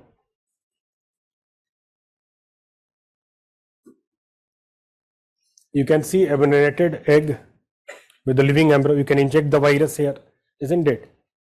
So what are the means impact of the virus, harmful effect on the cells of the living organism can be studied here by using these living hosts.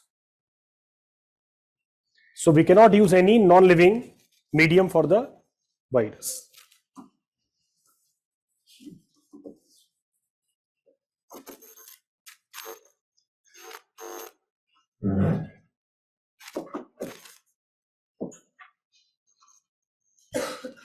It is always a living host.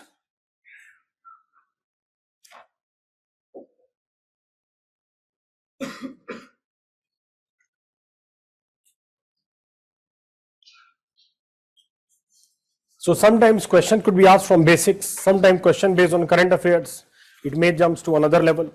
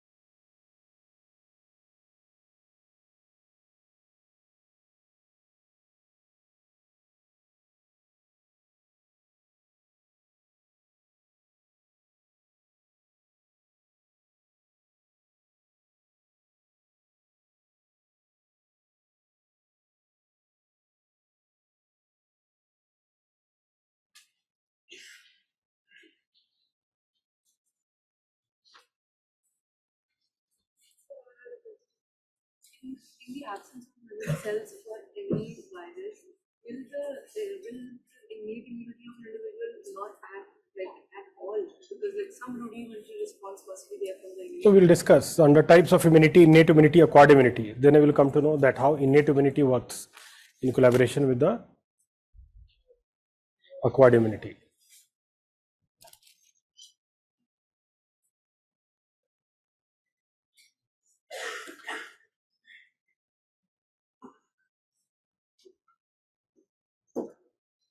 Now tell me the examples of DNA virus. Yes. So genetic material in a virus could be either a DNA or RNA. In bacteria, it is always what? DNA. Tell me example of DNA virus. Example which is connected to us, concerned to us.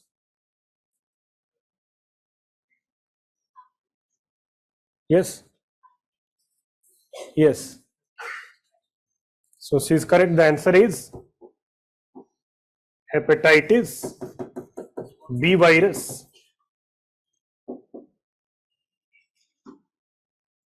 The first vaccine immediately after birth given to an infant is hepatitis B vaccine. So we'll discuss later on viral hepatitis, where one of the prominent reasons for viral hepatitis is what? Hepatitis B virus. It is an example of what? DNA virus.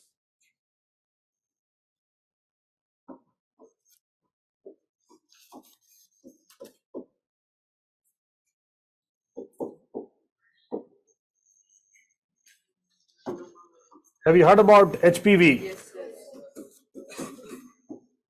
Human papilloma virus.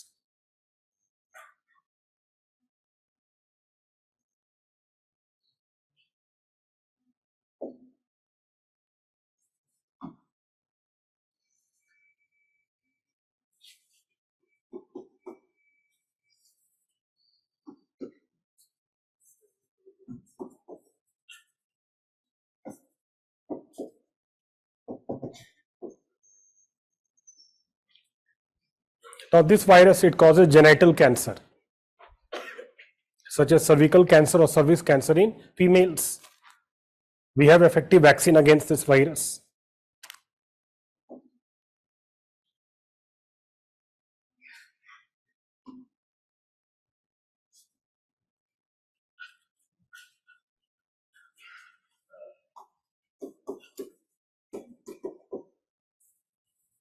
Pox viruses. Example,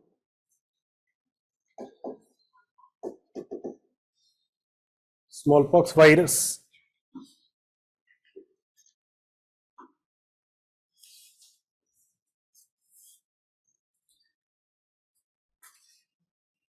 so the topic mentioned in the class, there is a relevance to the topic, and from that relevant topic, any type of question to any depth, to any extent, can be asked in the exam. Keep this in mind. So there is no boundary here. To any depth, to any extent, question can be asked once the topic is mentioned in the classroom discussion.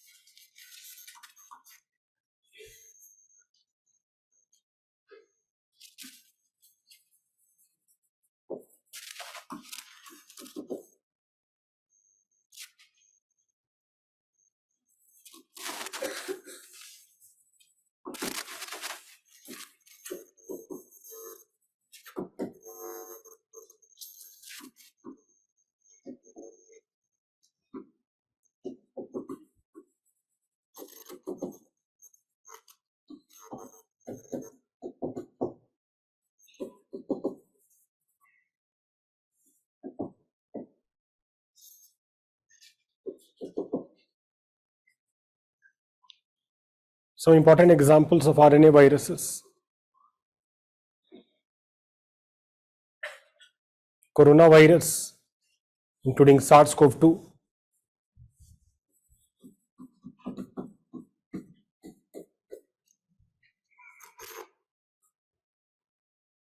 influenza virus including swine flu, bird flu.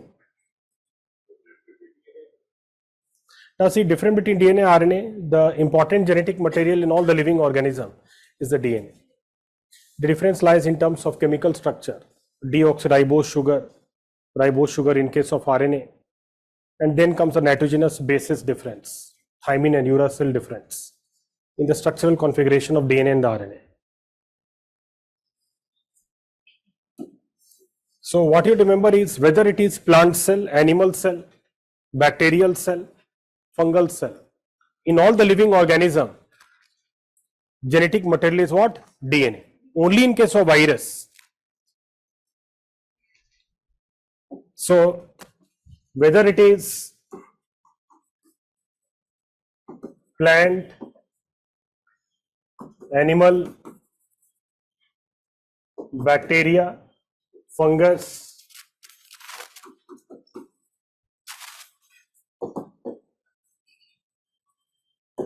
genetic material is what? DNA. It is only in case of virus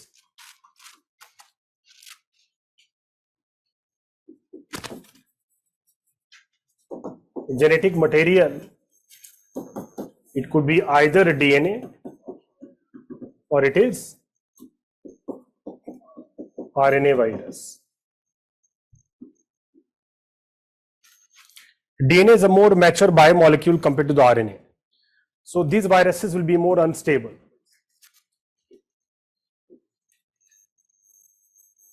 Unstable means increased risk of mutation. So virus constantly changing its features, isn't it? That is found in the mutation, where protein of virus will change constantly. So that happens in case of mutation, but it is basically the RNA viruses which are more unstable compared to the DNA virus. So mutation will be more common in what? RNA viruses compared to the DNA virus. Already I have written important examples in the context. Example are also important, that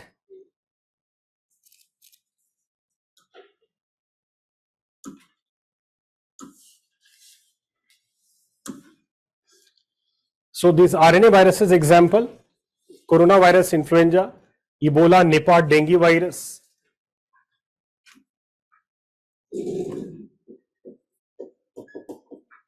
Right, Zika virus also, because this is also important. Zika virus.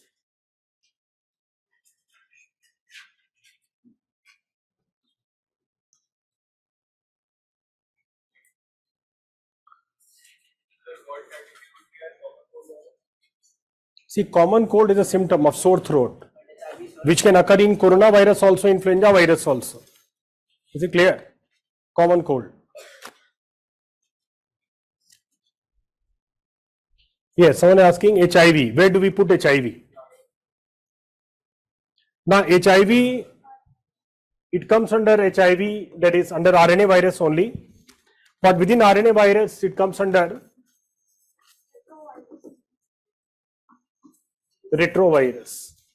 So retrovirus HIV, it has also RNA as the genetic material. But here retrovirus, we use the term because it is a capability of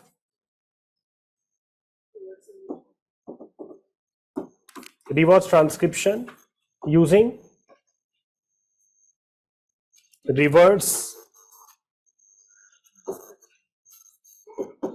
transcriptase enzyme. So these words may be new to you, but we will discuss. We are just writing name of the topic. Is it clear? Which we'll discuss later on in more detail. We have just identified some important RNA viruses. We will discuss in more detail in the class. Nipah virus, Ebola virus, HIV virus. So HIV virus is a special category within RNA virus because in its life cycle, it undergoes reverse transcription using the enzyme called reverse transcriptase enzyme. This is the reason why it is called as what? A retrovirus. So this is an exception, you can say, or a peculiar feature of the virus. For HIV positive, we will discuss in the class. People who are HIV positive, we use the term PLHIV. We use the term what? PLHIV. What is this PLHIV? People living with HIV. Why do we call it people living with HIV? Because there is no permanent cure for AIDS. There is no permanent cure for AIDS. Once the virus gains entry into the body, there is no medical guarantee to permanently eliminate the virus from the infected body. Person may be living with the virus forever, even under proper treatment of antiretroviral therapy. So that is why this virus lives along with our body, in the infected body, forever. Early diagnosis treatment has better response, but this is the reason why we use the term what? People living with HIV, PLHIV.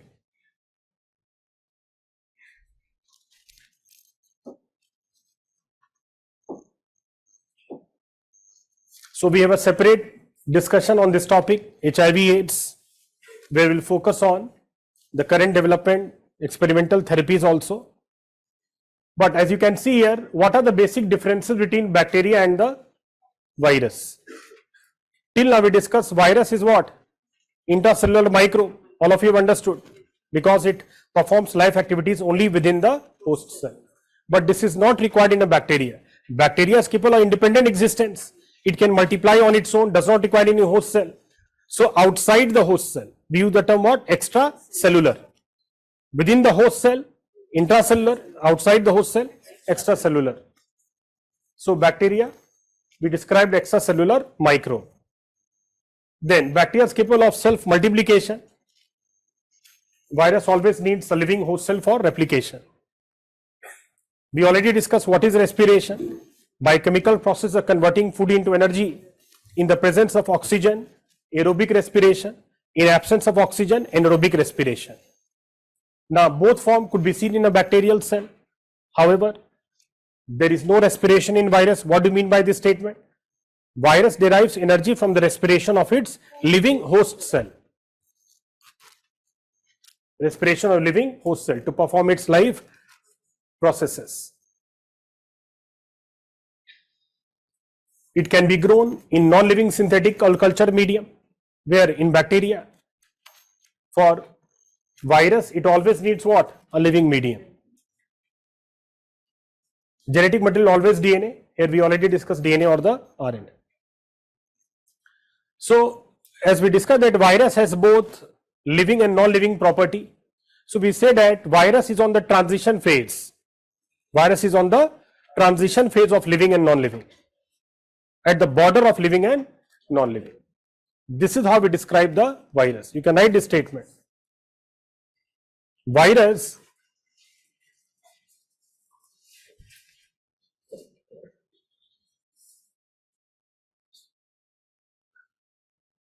is regarded as both living and non-living. Both living and non-living.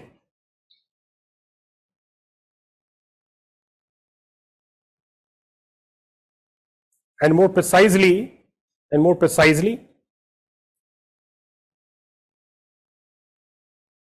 at the transition phase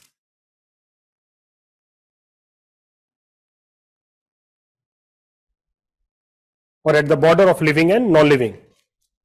Transition phase or at the border of living and non-living.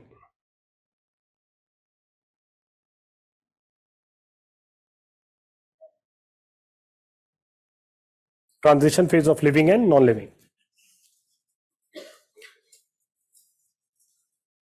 Now this respiration that occurs in absence of oxygen, for example, all of you know the term fermentation, isn't it? So this is an example of what? Anaerobic respiration in absence of oxygen. Although more amount of energy will be produced in what? Aerobic respiration compared to the anaerobic.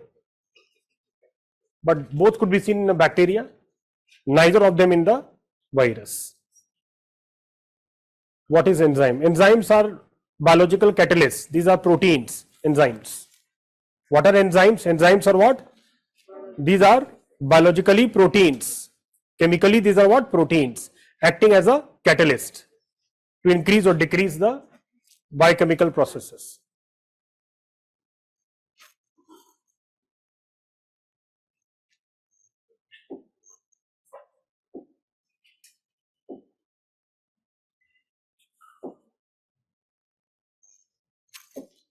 Now coming back to the term immunity, that we started a discussion with the term immunity.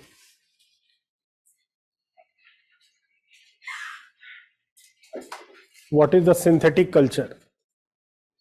Now can you tell me the example of synthetic culture medium?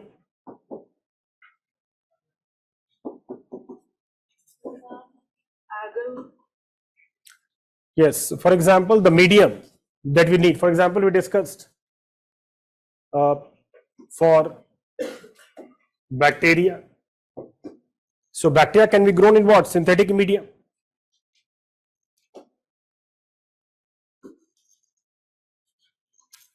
So one is the agar, which is what? Polysaccharide.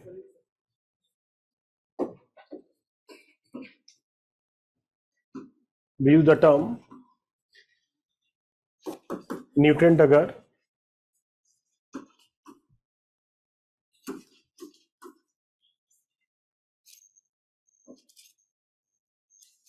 So example of synthetic medium, that how do we culture bacteria in the lab?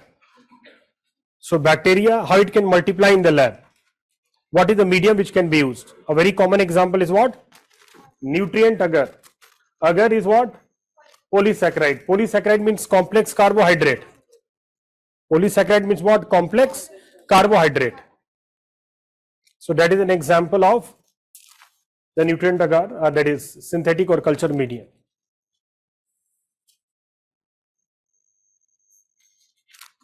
And we obtain from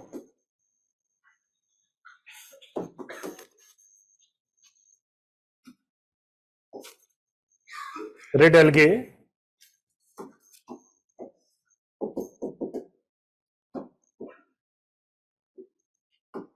Gelidium,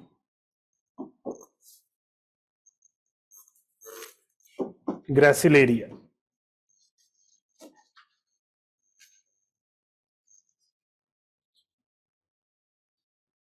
So from red algae we obtain agar.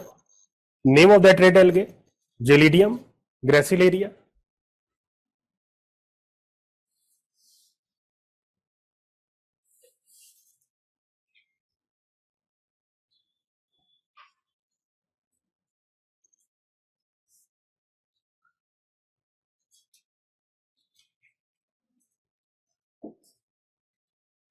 So agar is chemically what? Polysaccharide. So question sometimes I told you from the basics, basic science. Difference between bacteria, virus. Question could be specific based on current affairs. Based upon this COVID-19 pandemic, directly indirectly touches the topic on public health. Now coming back to we use the term immunity and we described it as what? Role of white blood cells. Now white blood cells are of different types, not of one type, but some important types from exam point of view, which will also help in further discussion, like we had to discuss vaccine induced immunity, what exact type of white blood cell. So if you look into the white blood cells role here, then one is the role performed by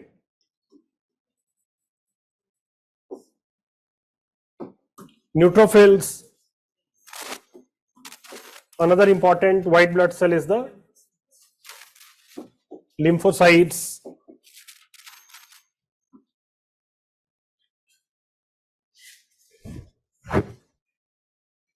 Out of different types of white blood cell, 70%, the most abundant type, are the neutrophils.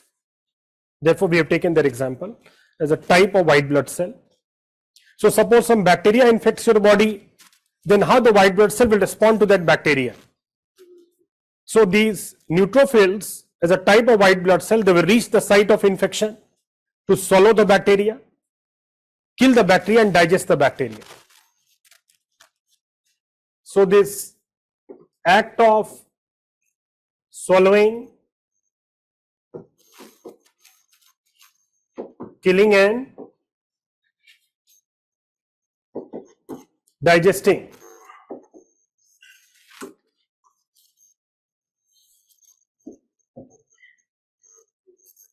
the bacteria that is known as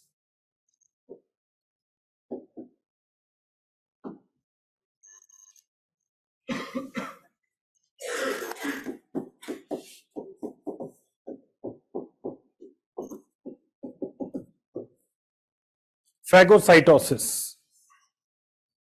Phagocytosis literal meaning is cell eating. Is it clear? Where our white blood cell are eating the bacteria or some extracellular microbe. So this act of swallowing the bacteria, killing the bacteria, digesting it inside the white blood cell, where mainly the neutrophils are involved. So that act is called what? Phagocytosis. Now this act will be implemented in our body since birth. Whether a newborn infant or some adult, the act of phagocytosis will be immediately activated, implemented to protect our body. So the immunity manifested in the body since birth to protect the body against infection and diseases. So that form of immunity, we use the term innate or inborn immunity. Is it clear? So immunity present in the body since birth that immediately responds to the external agent to protect the body. That form of immunity is what? Innate immunity, acting as definitely first line of defense in the body, producing a sort of non-specific immune response in the body. So that is called innate or inborn immunity. What is the example? Phagocytosis is the example. What we discussed, whether a newborn infant or even adult, phagocytosis will be implemented to protect the body. So therefore, this is an example of innate immunity. Example. Another example, our skin, intact skin does not allow entry of any pathogen since birth. Unless and until it is a broken skin, any bacteria, virus cannot gain entry. It has to be what? Broken skin. Therefore, since birth, intact skin acting as a barrier against entry of pathogens is an example of innate immunity.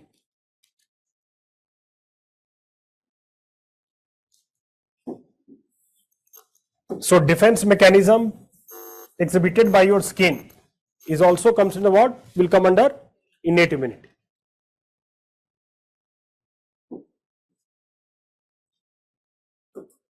Another example is lysozyme. This lysozyme is present in your tears. Where it is present in the tears. And lysozyme is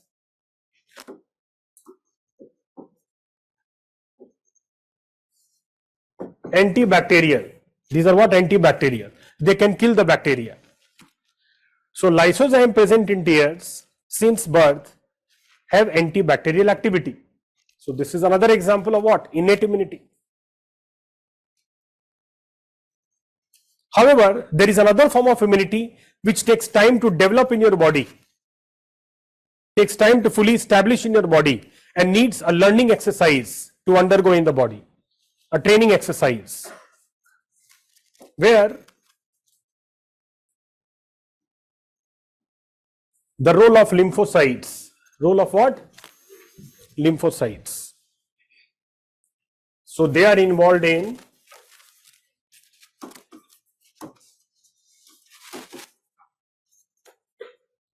acquired or adaptive immunity. So role of lymphocytes will come under what? Adaptive or acquired immunity. What is the meaning of acquired immunity? We are ready to discuss. We have just introduced this term, that there is another form of immunity which is much more stronger, and highly specific, target specific, in the name of what? Adaptive immunity, which involves the role of lymphocytes. What we discussed today, the term memory cells, these are nothing but the target specific lymphocytes. What we introduced the term in the class today, memory cells, which are target specific. These include what? The lymphocytes.